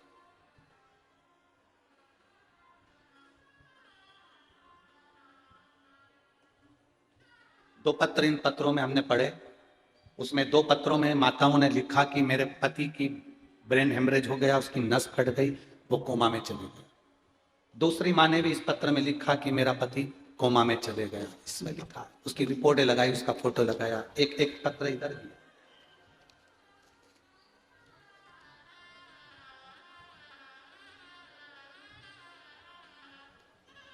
एक पत्र ये भी है। फोटो देखिए, जिस व्यक्ति 2022 का जो फोटो है, व्यक्ति ऐसा था। आप लोग एलईडी पर, आस्था चैनल पर एक एक फोटो को थोड़ा क्लोज कर दिखाएंगे तो आप देखेंगे। पहले व्यक्ति ऐसा था, जब ब्रेन हेमरेज हुआ, नस फट गई, व्यक्ति की दशा ये हो गई। इसको देखिए, जो कोमा में चले गए, जिसको शुद्ध नहीं थी, वेंटिलेटर पर पड़ा रहता था, शुद्धता। आप पत्र देखिए, सो पूजा चेतन दुबे, निवासी शिव शंकर कॉलोनी, जलगांव की रहने वाली हूं। मेरा मोबाइल नंबर ये है, कहीं बैठी हो तो हाथ हिला सकती हूँ, पति आया हो तो वो भी हाथ हिला सकता। सो पूजा चेतन दुबे, निवासी शिव शंकर कॉलोनी, जलगांव महाराष्ट्र की हूं। मेरा मोबाइल नंबर यह है। मैं पूजा चेतन दुबे, जलगांव महाराष्ट्र की निवासी हूं गुरुदेव। मेरे पति को 27/9/2012 में अचानक सर में दर्द हुआ। उनके हाथ पैर में झटके आने लगे और हम उन्हें तुरंत अस्पताल ले गए। जांच कराई तो पता चला कि उनकी ब्रेन हेमरेज हुआ है। उसी दिन डॉक्टरों ने ऑपरेशन करने का कह दिया। डॉक्टरों ने कहा ब्रेन का ऑपरेशन होता है तो व्यक्ति जिंदा हो कि कोमा में चले जाए कि जिंदगी भर ना उठ पाए, इसकी कोई गारंटी नहीं है।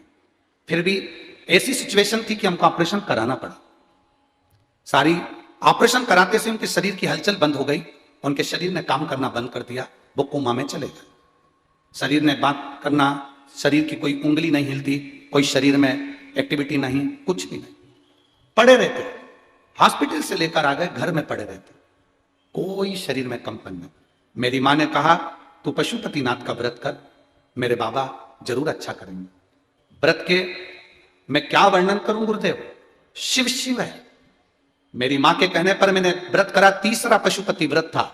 सोमवार के दिन मैं बाबा को प्रणाम कर कर दिया दरवाजे पर लगाई, वापिस अपने कमरे में अपने पति के पास आई तो देखा कि मेरे पति हाथ पैर हिलाना प्रारंभ कर दिए थे।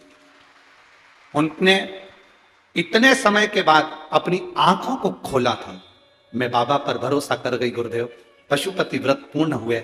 आज मेरे पति की हालत ठीक है, जिसका फोटो मैं नीचे लगा रही हूं। अब मेरे पति की हालत ये है। आप तीसरा फोटो देखिए। अब पति की हालत ये है, जो कोमा में चले गए थे उसको देखिए, और कोमा में पड़े पड़े पड़े पड़े पड़े पड़े जब बेकार हो गए तब बाबा की सुन करेंगे। कहीं बैठे हो तो हाथ हिला सकते हैं, अगर कहीं बैठे हो तो हाथ हिला सकते। दूसरा पत्र देखिए। इस पत्र में मैं संगीता मनोहर बाडिले, रंजाने तहसील सिंदखेड़ा, जिला धुलिया से रहने वाली हूं। मेरा मोबाइल नंबर ही है, कहीं बैठी हो तो हाथ हिला सकती हूं। मेरे पति को 7 जनवरी 2023 को सुबह के समय अचानक से चक्कर आने नीचे गिर गए और उन्हें हम छत्रपति अस्पताल में ले गए। वहां जाकर मालूम पड़ा कि उनकी ब्रेन की नस फट गई है और वहां पे खून एकत्रित हो गया है, जिससे 3 गांठें जम गई है। ऐसा डॉक्टर ने बताया तो हम सब बहुत डर गए। डॉक्टर के अनुसार उनके ऑपरेशन की बात आई, पर उन्होंने कहा कि ये कोमा में चले जाएगा, ब्रेन का ऑपरेशन है, इसकी कोई जवाबदारी नहीं है कितने समय में उठे कि ना उठे। तभी उम्मीद जागी। मेरी ननद ने कहा सीहोर का रुद्राक्ष मेरे पास में है, अपन उसको पानी में गलाकर एक बार भैया को देते हैं। हमने तांबे के कलश में रुद्राक्ष को गलाया, पानी में डालकर शिव जी को चढ़ाया। उस पानी को उनको देना चालू करा। एक बेलपत्र उनके पलंग के पास रख दी। बाबा से प्रार्थना करी, बाबा ऑपरेशन ना हो, क्योंकि डॉक्टर के हिसाब से ये कोमा में जा रहे हैं, आप बचा लो इनको। उनके शरीर ने कंपन करना बंद कर दिया, आंखें बंद हो गई, शरीर टेढ़ा हो गया, पूरा शरीर पलंग पर पटक दिया गया। हमने बेलपत्र जब उनके सिराने रखी और 2 बूंद पानी उनके होठों पर लगाया, बाबा का मैं क्या गुणगान करूं गुरुदेव। दूसरी बार सिटी स्कैन होना प्रारंभ करा तो डॉक्टर ने कहा जो 3 गांठें थी खून की, उसमें से 2 गांठ गल चुकी है, 1 गांठ बची है, थोड़ा रुकते हैं, ऑपरेशन की जरूरत नहीं पड़ेगी। धीरे धीरे वो गांठ भी गलना प्रारंभ हो गई और बाबा की कृपा से मेरे पति ठीक हैं। हम शिव पुराण को प्रणाम करने के लिए आए हैं। ये फोटो भी लगाए हैं और ये पत्र, ये शिव तत्व है। ओघड़ी शंभु त्रिकालदर्शी कैलाशी है, अविनाशी। खाली ना जाता कोई दर से तुम्हारे, खाली न जाता कोई दर से तुम्हारे, मैं भी खड़ा हूं अपने हृदय लगा लो, गिरा जा रहा उठा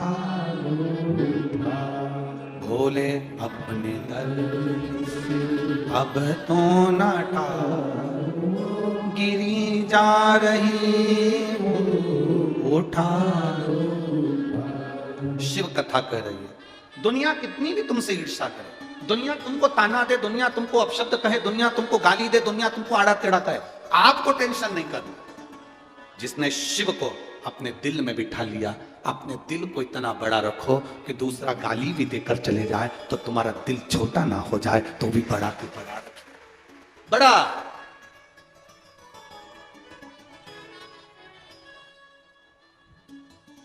सबसे बड़ा दिल किसका होता है? जम के बोलो जल्दी से।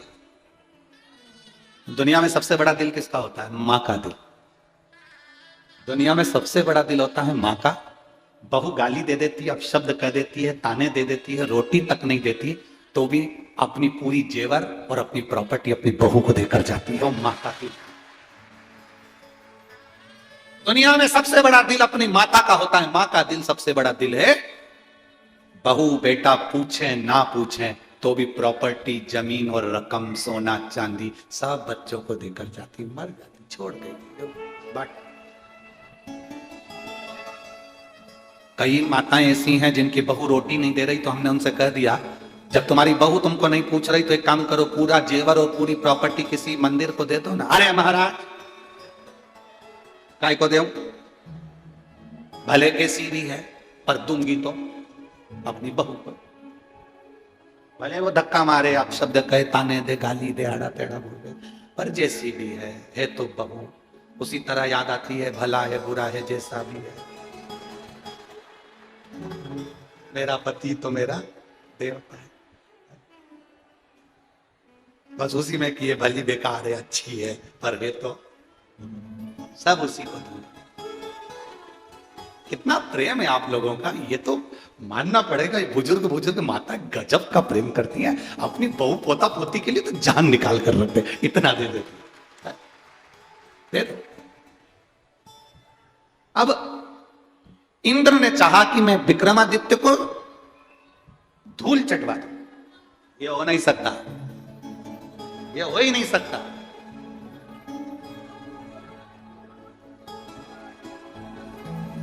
जो शिव का हो गया वो भटक नहीं सकता,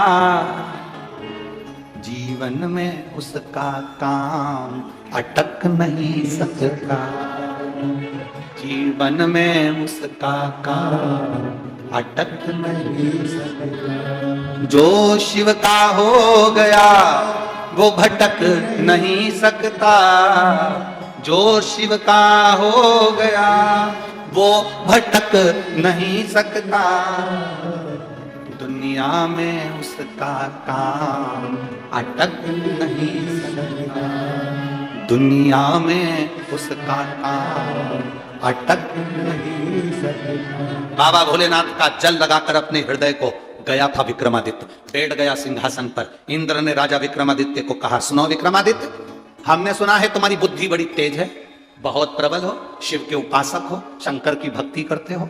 हमारा एक निवेदन है आपसे। क्या? ये मेरी दो अप्सराएं हैं, उर्वशी और रंभा। ये मेरी दो अप्सराएं हैं, उर्वशी और रंभा। ये दोनों बहुत अच्छी नाचती हैं, नृत्य करती हैं। आपको सिद्ध कर कर बताना है कि उर्वशी और रंभा में सबसे अच्छा कौन ने नृत्य करा। विक्रमादित्य राजा ने सोचा कि मैं तो इंद्र से मिलने के लिए आया था और इन्होंने मुझे यहां निर्णय देने के लिए बिठा दिया कि इन दोनों में से अच्छा कौन नृत्य करता।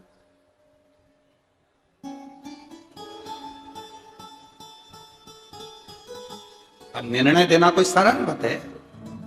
हम कई बार बुजुर्ग माताओं से कहते हैं, कभी भी अपना निर्णय मत देना। तुम्हारी छोटी बहू कितनी भी अच्छी हो, पर अपना निर्णय कभी मत देना कि मेरी छोटी बहू बहुत अच्छी है। तुम्हारी बड़ी बहू कितनी भी अच्छी हो, परंतु तुम्हारा निर्णय मत देना कि मेरी बड़ी बहू बहुत अच्छी है। हमेशा बोलना तो एक ही बात बोलना कि मेरी दोनों बहुएं बहुत अच्छी है। क्यों? एक के पक्ष में निर्णय चले गया तो दूसरी रोटी भी नहीं देगी। बहुत सावधान रहो, बहुत सावधान। कभी मत बोलो कि मेरी बड़ी अच्छी की छोटी अच्छी, मेरी दोनों बहुएं बहुत अच्छी हैं, बहुत अच्छी, समय पर काम कर लेती हैं, अपने बच्चों को संभाल लेती हैं, दो रोटी मुझे मिल जाती है, दोनों अच्छी। कभी मुंह से मत बोलो कि ये अच्छी की वो बुरी। गेंद कभी भी किसी भी पाले में जा सकती है और किसी भी बहू से पाला पड़ सकता है, तब तुम्हारी हालत खराब हो जाएगी। इसलिए मरती मर जाना पर अपना निर्णय कभी मत देना, कभी मत।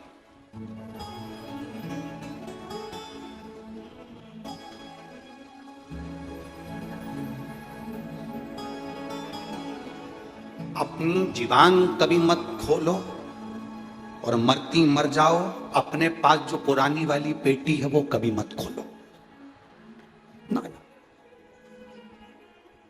समझ गए? अरे बोलो तो जम के, अरे ओ जलगांव की जीजियों, समझ गए? और मेरे जीजाओ, समझ गए? दो चीजें इतनी जल्दी बिल्कुल मत खोलो। क्या क्या? अपन ज्यादा बोलेंगे नहीं क्योंकि बहुएं बहुत सारी आई है, तो इसलिए दो चीजों का स्मरण करना, एक अपनी जीवान ज्यादा नहीं खोलना और एक अपनी पेटी ज्यादा मत खोलना।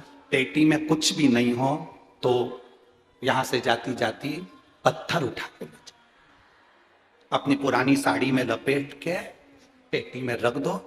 मरती मर जाना पर मत खोलना, पेटी तो खोलना। दिवाली पर बहुओं से कहा करो इसको उठाना बेटा, इधर रख दे, बहू को लगेगा डोकरी के पास खूब मार है। गुलाब जामुन, गुजिया, पपड़िया, चकली, पूरन पोली खूब खिलाएगी हो। मरती मर जाना पर ना जीवान खोलना ना पेटी। आखिरी सांस चल रही हो और घर में चार बहुएं हो, चारों को बुला कर कह देना बेटा अब ये ले चाबी, अब मेरा जाने का समय आ गया और तुम चली जाना। बहुवन पेटी को छुपा के रख देंगी क्योंकि टोकरी मरी है, ननंदोन आएंगी। पेटी ने छुपा कर रख दी, तुम भले चली गई। सास मरने के बाद बहुओं को लगेगा बहुत छोड़ कर गई है, बहुत साल से माल है उसका पेटी में, खूब अच्छे से तुम्हारा 10वां 11वां 12वां 13वां सब अच्छे से होगा। ननंदोन चली जाएंगी, चारों बहुएं पेटी खोलो, और चारों मिलकर जब पेटी खोलेंगी और उनमें से जलगांव का भाटा निकलेगा, करम फोड़ेगा। अपन तो चले गए, उसके बाद गाली भी दे तो अपने कौन पड़ता? आग लगे बस्ती में, बस्ती में दे तो अच्छा।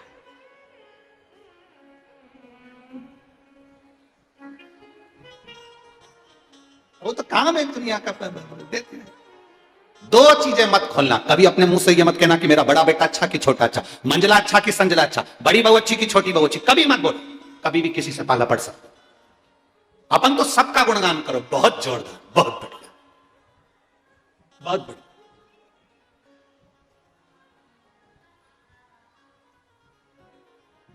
अपने को सबसे कम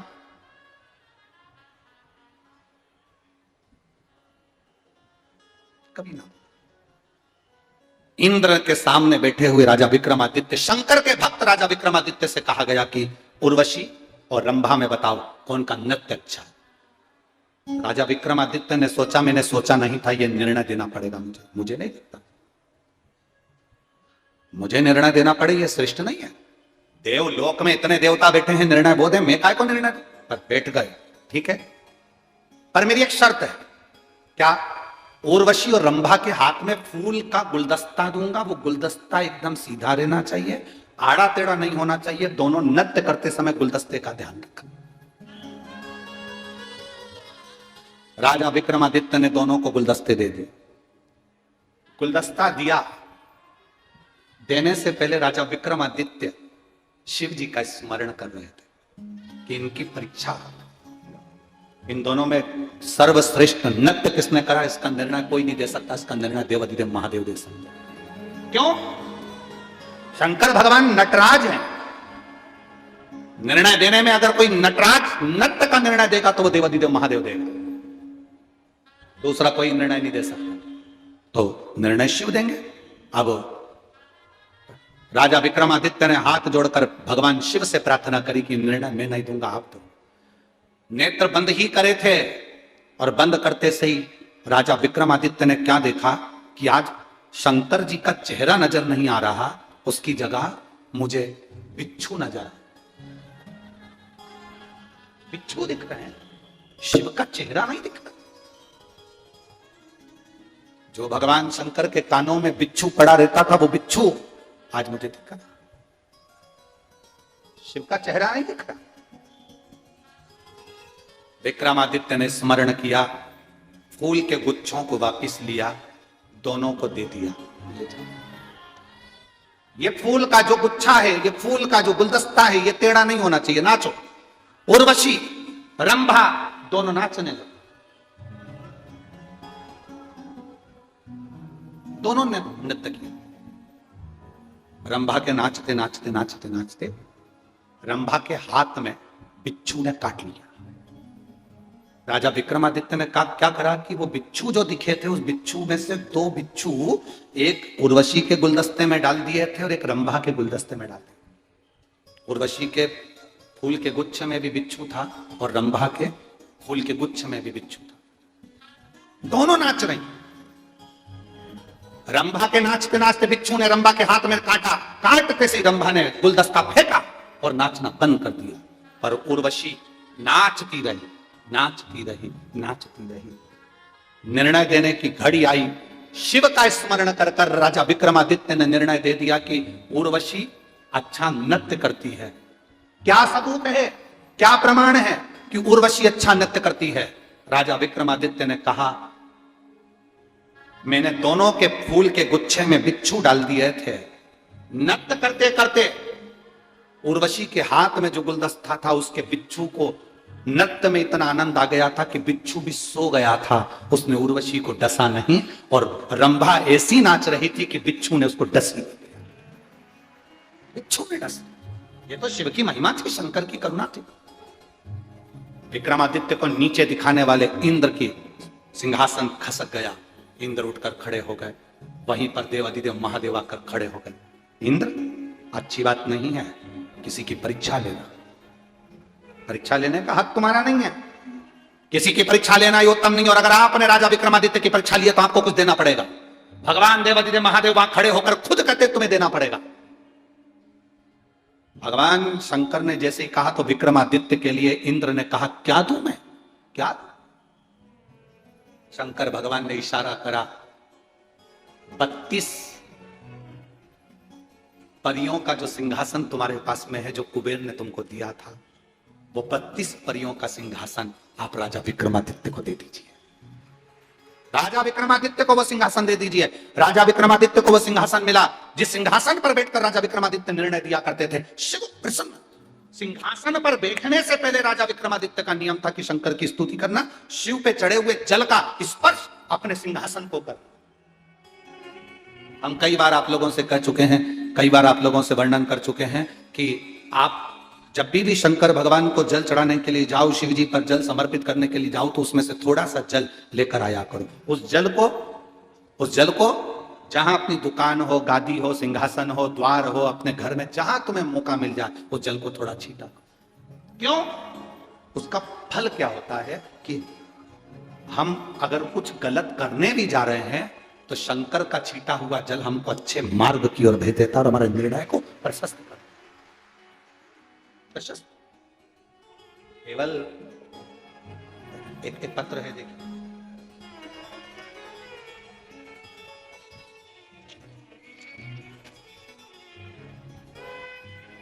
मैं देश में रेखा दशरथ कोली, मुकाम पोस्ट डाभुडी। समझ गए तुम लोग?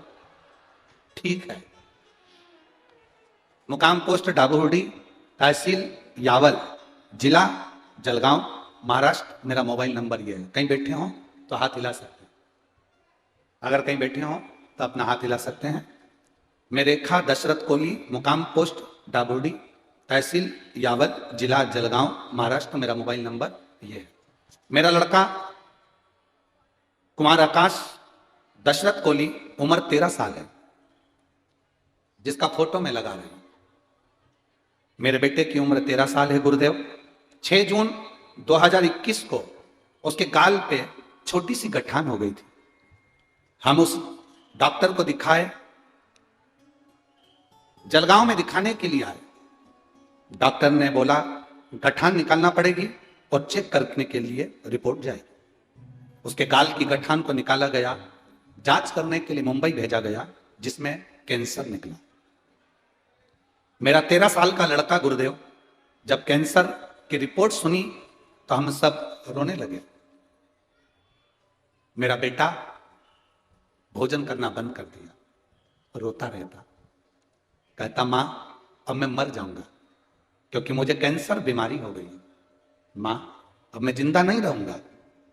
मेरा 13 साल का बेटा कहीं बैठा हो, वो बच्चा अगर आया हो उसकी माँ के साथ में, तो वो आ सकता है अगर कहीं बैठा हुआ हो तो।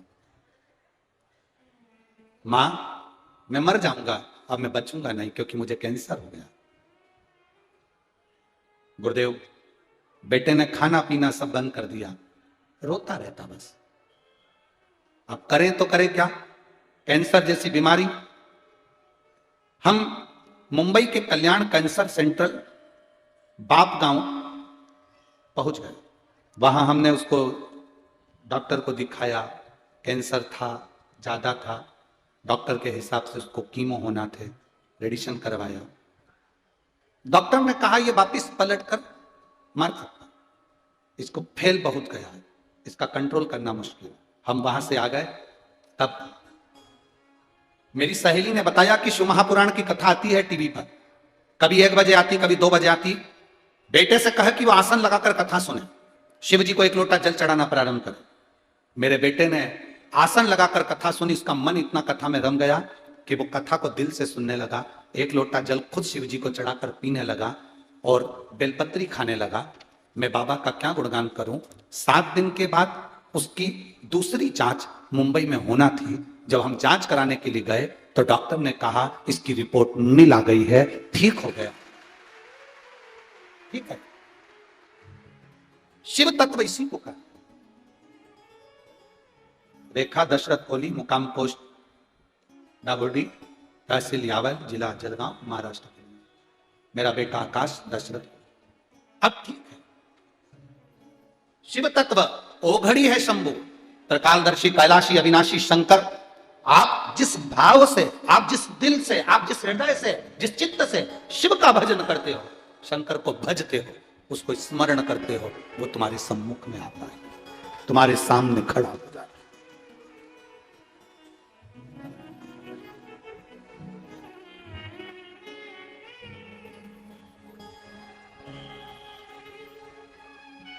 वो कहे आपकी भक्ति का बल बढ़ाना। एक लड़की ने एक पत्र लिखा, उस पत्र में उस लड़की ने लिखा, मैं पहले दिन से कथा के पंडाल में हूं गुरुजी, पर अभी तक आपको देखा नहीं मैंने। अनिल कुमार वर्मा, मैं 7 वर्ष की हूं, मैं जलगांव के डीएनसी कॉलेज खेड़ी रोड की निवासी हूं। मैंने पत्र आपको इसलिए लिखा है गुरुजी, मैं पहले दिन से कथा में आ रही हूं, पर आज कथा का 6ठा दिन होने जा रहा है। आज तक मैंने आपको सामने से नहीं देखा, भीड़ बहुत ज्यादा है, मैं आपको देख नहीं पाई। मैं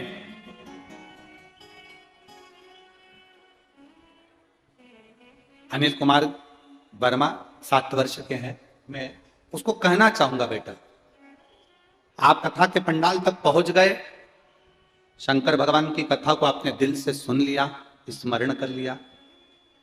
हमको देखने से ज्यादा ललक आपको मेरे महादेव को देखने की होना चाहिए कि वो आपसे, हम तो साधारण मनुष्य मानव। एक लड़के ने एक प्रश्न किया है, वो पत्र भी इसी में है, उसको ढूंढना पड़ेगा। उसने प्रश्न किया, प्रवचन कथा केवल मनुष्य के लिए होती है, जानवर को कथा क्यों नहीं सुनाते?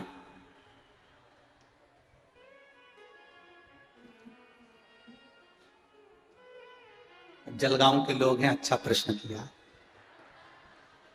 उस लड़के ने प्रश्न में, मैं उसका नाम नहीं लेना चाहता, आप लोग उसको कहीं कहें कि तू ऐसा प्रश्न लिखता है, तू ऐसी बात लिखता है, इसलिए मैं उस बेटे का नाम नहीं लिखना चाहता। आप लोगों को कथा सुनाते हो, जानवर को कथा क्यों नहीं सुनाते? कभी जानवर को भी तो कथा सुना, लोगों को सुनाते रहते हो। मेरा उस बेटे से निवेदन है, जानवर समझ जाते हैं, मनुष्य नहीं समझते हैं।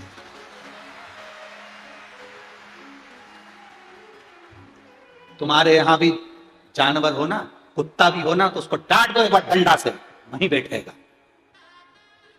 गाय को कह दो खड़ी रहे, खड़ी रहेगी। बिल्ली को डांट दो, बिल्ली समझ जाए। तोते को, पक्षी को, पशु को डांट दो, वो समझ जाता है। केवल एक मनुष्य ऐसा है, समझते ही नहीं है।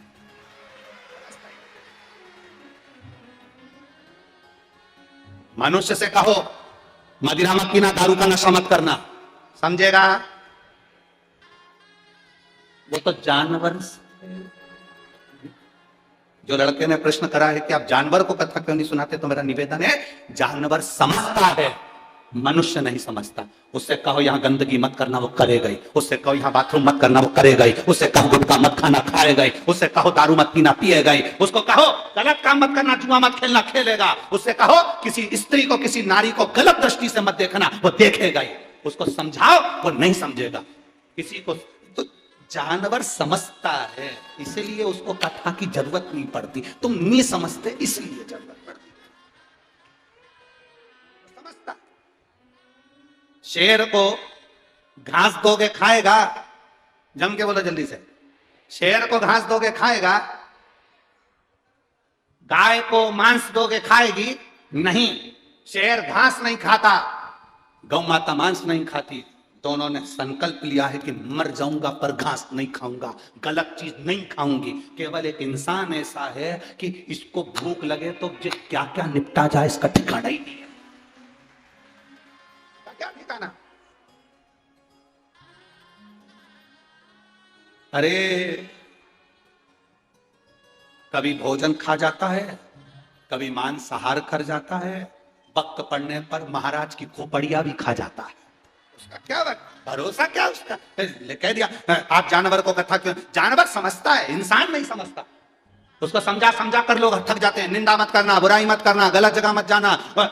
वो पुड़िया तुम लोग खाते हो ना गुटके की, उसके ऊपर कैंसर वाले का फोटो तक बना रहता है। बोलो बना कि नहीं बना? उस पर कैंसर का फोटो बना रहता है कि मत खाओ। लोगों के गाल सड़ गए, मुंह सड़ गया, कैंसर की बीमारी हो गई, मर गया व्यक्ति, मत खाओ। देखने के बाद भी तुम इतने प्रेम से खाते हो, और खाने के बाद मुंह में ऐसे रख लेते हो जैसे दुनिया के राजकुमार हो। वो तो थोड़ी देर बाद मालूम पड़ता है कि तुम इतने चुप क्यों थे। जब तुम बाहर गए और पिचर पिचर करके आए, तब मालूम पड़ा कि तुम चुप इसलिए थे। मालूम पड़ा। अपने आप को समझ लो, अपने भीतर को। हम नहीं समझते।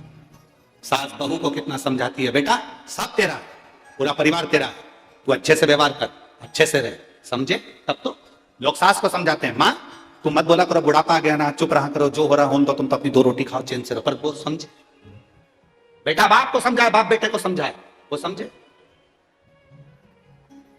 समझे तब तो समझ नहीं। शिव पुराण कह रही है, भगवान शंकर की कथा कहती है, जब विश्वास को दृढ़ता से देखेंगे तब आनंद की अनुभूति हो। शिव हर पल, हर घड़ी, हर क्षण मेरा देवाधिदेव महादेव तुम्हारे साथ में है। बस उसको पहचानने के नेत्र चाहिए। माता पार्वती जी ने शंकर की आराधना करी, शिव जी की आराधना कर कर माता पार्वती जी के साथ में भगवान शंकर का विवाह हुआ। पुत्र हुआ षडानंद कार्तिकेय, पुत्र हुआ षडानंद कार्तिकेय। जब पुत्र कार्तिकेय महाराज प्रकट हुए, उनके प्राकट्य होने का कारण केवल इतना था कि तारकासुर का वध करना था, तारकासुर का संहार करना था, तारकासुर का वध करना। और तारकासुर के वध के लिए जब पार्वती मैया से कहा गया, तो माता पार्वती जी ने कह दिया, षडानंद कार्तिकेय तुम जाओ, तारकासुर को मारने के लिए, पर इतना याद रखना उसके हृदय में, उसके दिल में शिव बसा हुआ है। जिसके हृदय में शिव बैठा रहता है, शंकर बैठा रहता है, उसको मारने का प्रयास मत करो, उसके दिल को ठेस न पहुंचे। जिसके हृदय में शिव समाया है उसको ठेस ना पहुंचे, जिसके भीतर शंकर है उसको कोई चोट ना पहुंचे।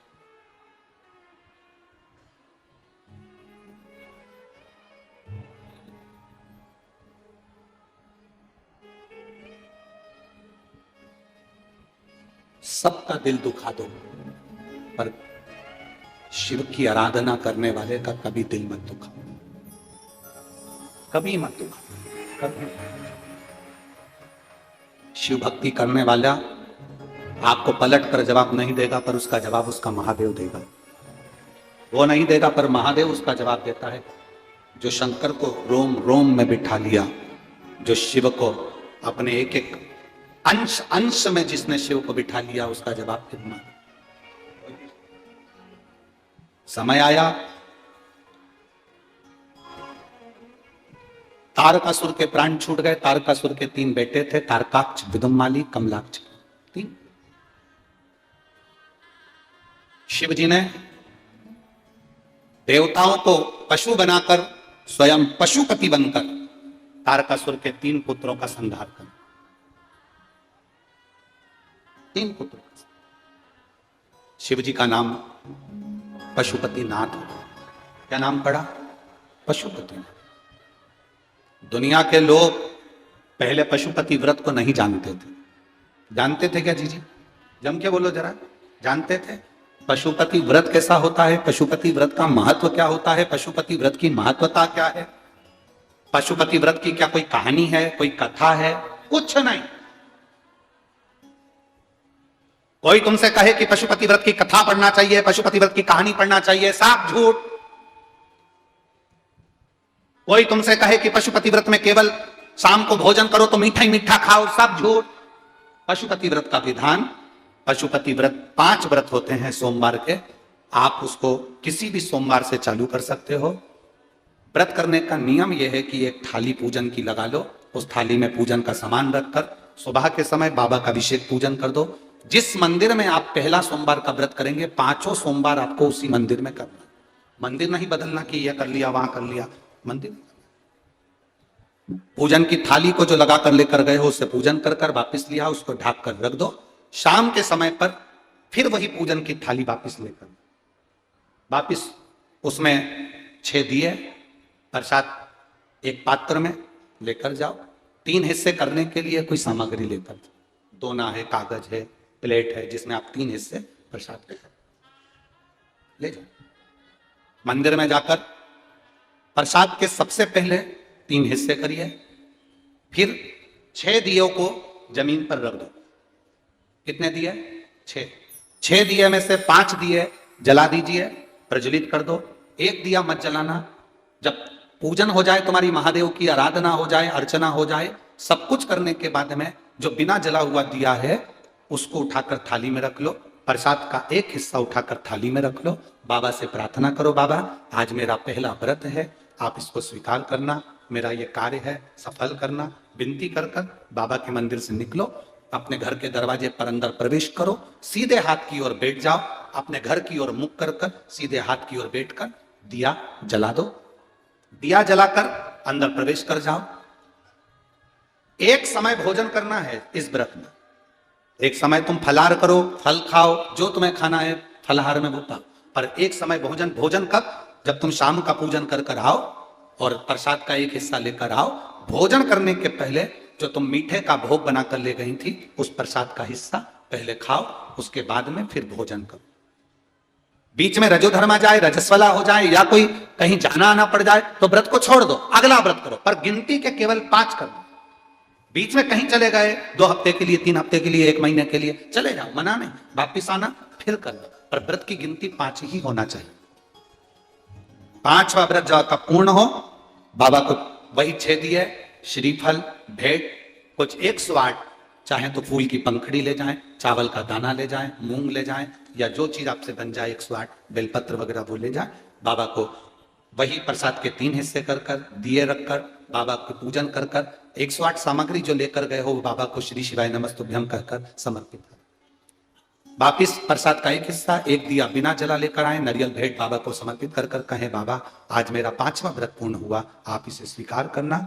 घर पर आकर दिया जलाओ, अंदर प्रवेश कर कर जो प्रसाद तुम लेकर गए हो, लेकर आए हो, उस प्रसाद में से किसी को हिस्सा नहीं देना है। वो प्रसाद का एक हिस्सा केवल तुम्हें ही खाना। प्रसाद पाकर भोजन करो। बाबा आपके मन के मनोरथ पूर्ण करे, इसको पशुपति व्रत कहते हैं। दिल से किया गया व्रत बाबा स्वीकार कर, दिल से। व्रत में दिखावा नहीं करना। आज के जमाने में लोगों ने दिखावा करना प्रारंभ कर दिया। हम व्रत कर रहे हैं तो दिखावे से कर रहे हैं कि हमने करा व्रत, हमने तो कुछ खाया ही नहीं, हमने तो पानी तक नहीं पिया। ये नहीं, तुम दिल से करो। व्रत करना है दिल से करो, दिखावे से। समय आया, आगे शिव महापुराण की कथा कहती है, भगवान शंकर का संवाद कहता है। तारकासुर के 3 बेटे तारकाक्ष, विदुम्माली, कमलाक्ष की इन तीनों का संहार भगवान शिव ने कर दिया। देवता पशु बन गए थे, शिव उनके पति बन गए थे, जिन्हें पशुपति नाथ बनकर विराज। जितना पाशुपत्य अस्त्र प्रभाव दिखाता है, उतना ही पशुपति व्रत अपना प्रभाव दिखाता, अपना प्रभाव दिखाता। दिल से करा गया व्रत शिव स्वीकार करते हैं। तेरे डमरू की धुन सुन के मैं काशी। देखो, हम भजन एक ही गाते, परंतु पत्रों में बहुत सारे लोगों ने लिखा है आज हमको छठे दिन 2 बार स्तुति करने का मौका दें, हम 2 बार बाबा से विनती करें, एक बार अगर हमसे चूक भी जाए स्तुति तो दूसरी बार में हो जाए, इसलिए इस भजन को लिया। कल कथा का समय वही सुबह का क्रम में आनंद लेंगे, परंतु भजन का स्मरण करेंगे। तेरे डमरू की धुन, ब्रह्म कुमारी आश्रम की माता है, गीत याद करें। तेरे डमरू की धुन सुन के मैं काशी नगरिया। सब गाइए।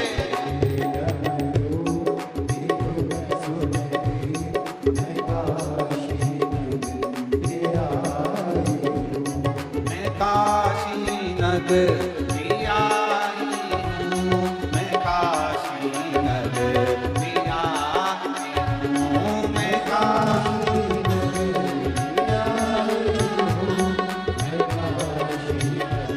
शंभो।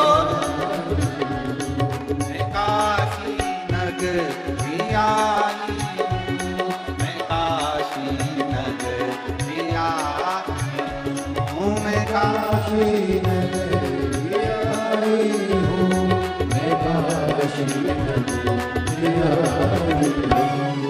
मेरे भोले ओ बम भोले, मैं काशी नगरिया हूँ, मेरे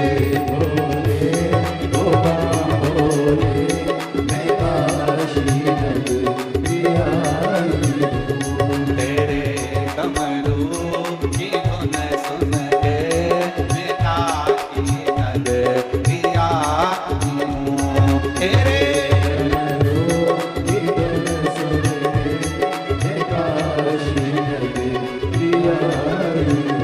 बड़े भाव से दोनों हाथों से प्रेम से।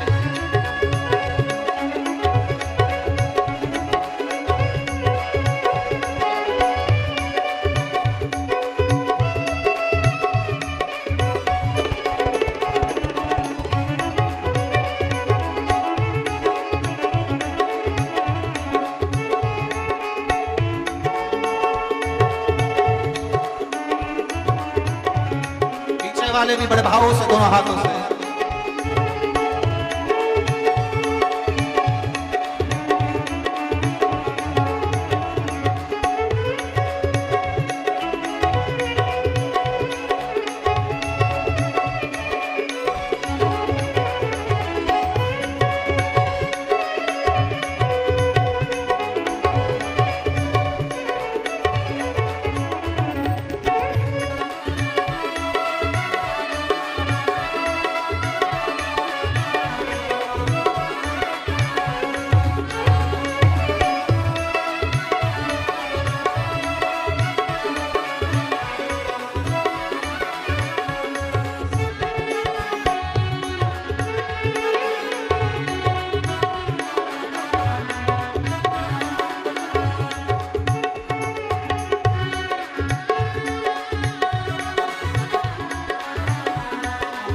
बड़े भाव से।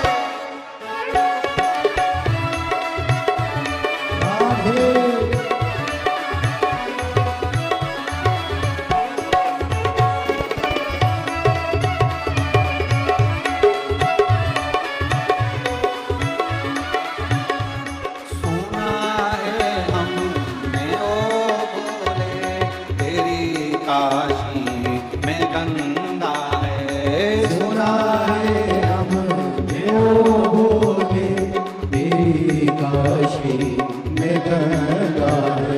सुना है हमने ओ भोले, तेरी काशी में गंगा है। सुना है हमने ओ भोले, तेरी काशी में गंगा है।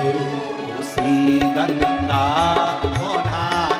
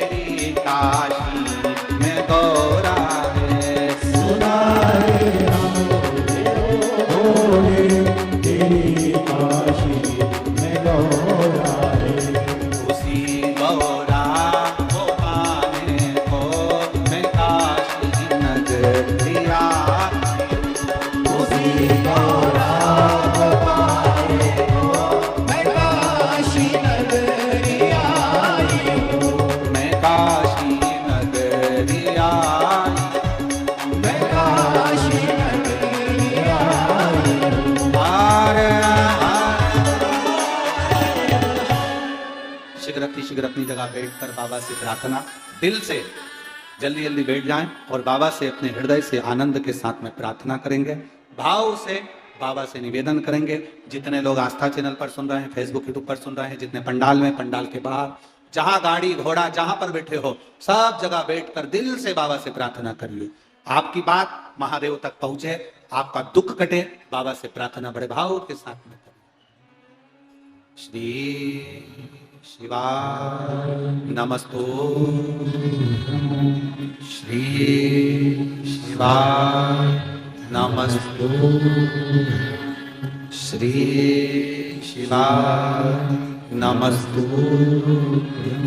श्री शिवाय नमस्तु, श्री शिवाय नमस्तु।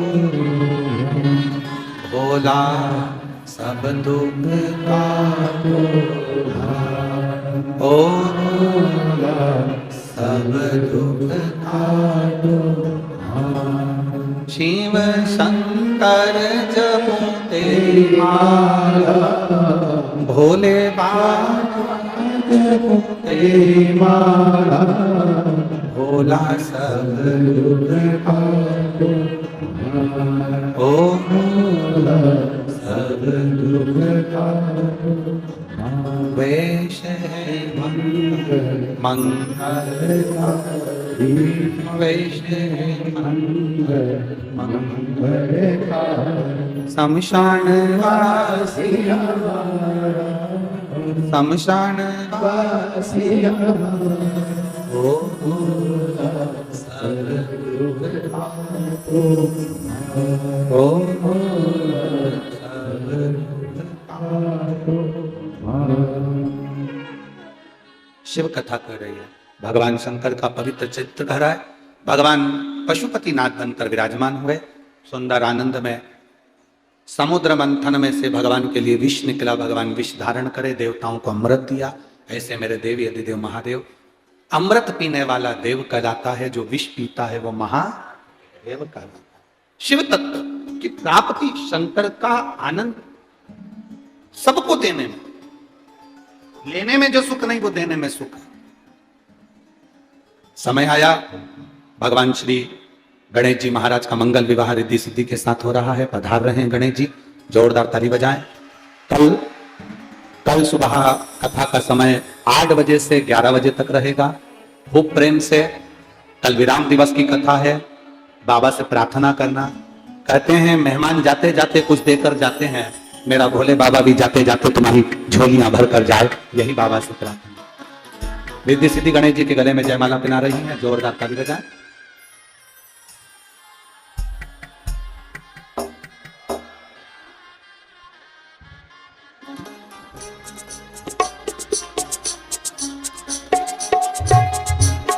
गणेश जी रिद्धि सिद्धि के गले में जयमाला।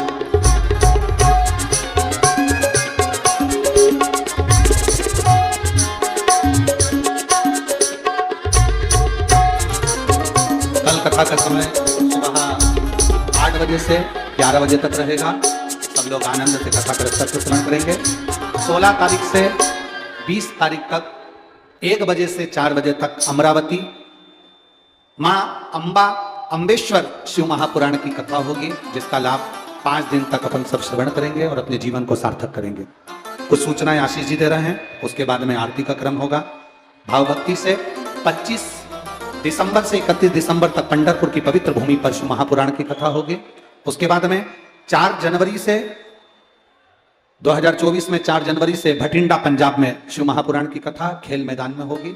उसके बाद में बड़े आनंद के साथ में कथा का रसतत्व 16 जनवरी से शिव महापुराण की 5 दिवसीय कथा मुंबई में 16 तारीख से 5 दिवसीय शिव महापुराण की कथा 16 से 20 तारीख तक मुंबई में होगी, जिसका रसतत्व अपन सब ग्रहण करेंगे। हर हर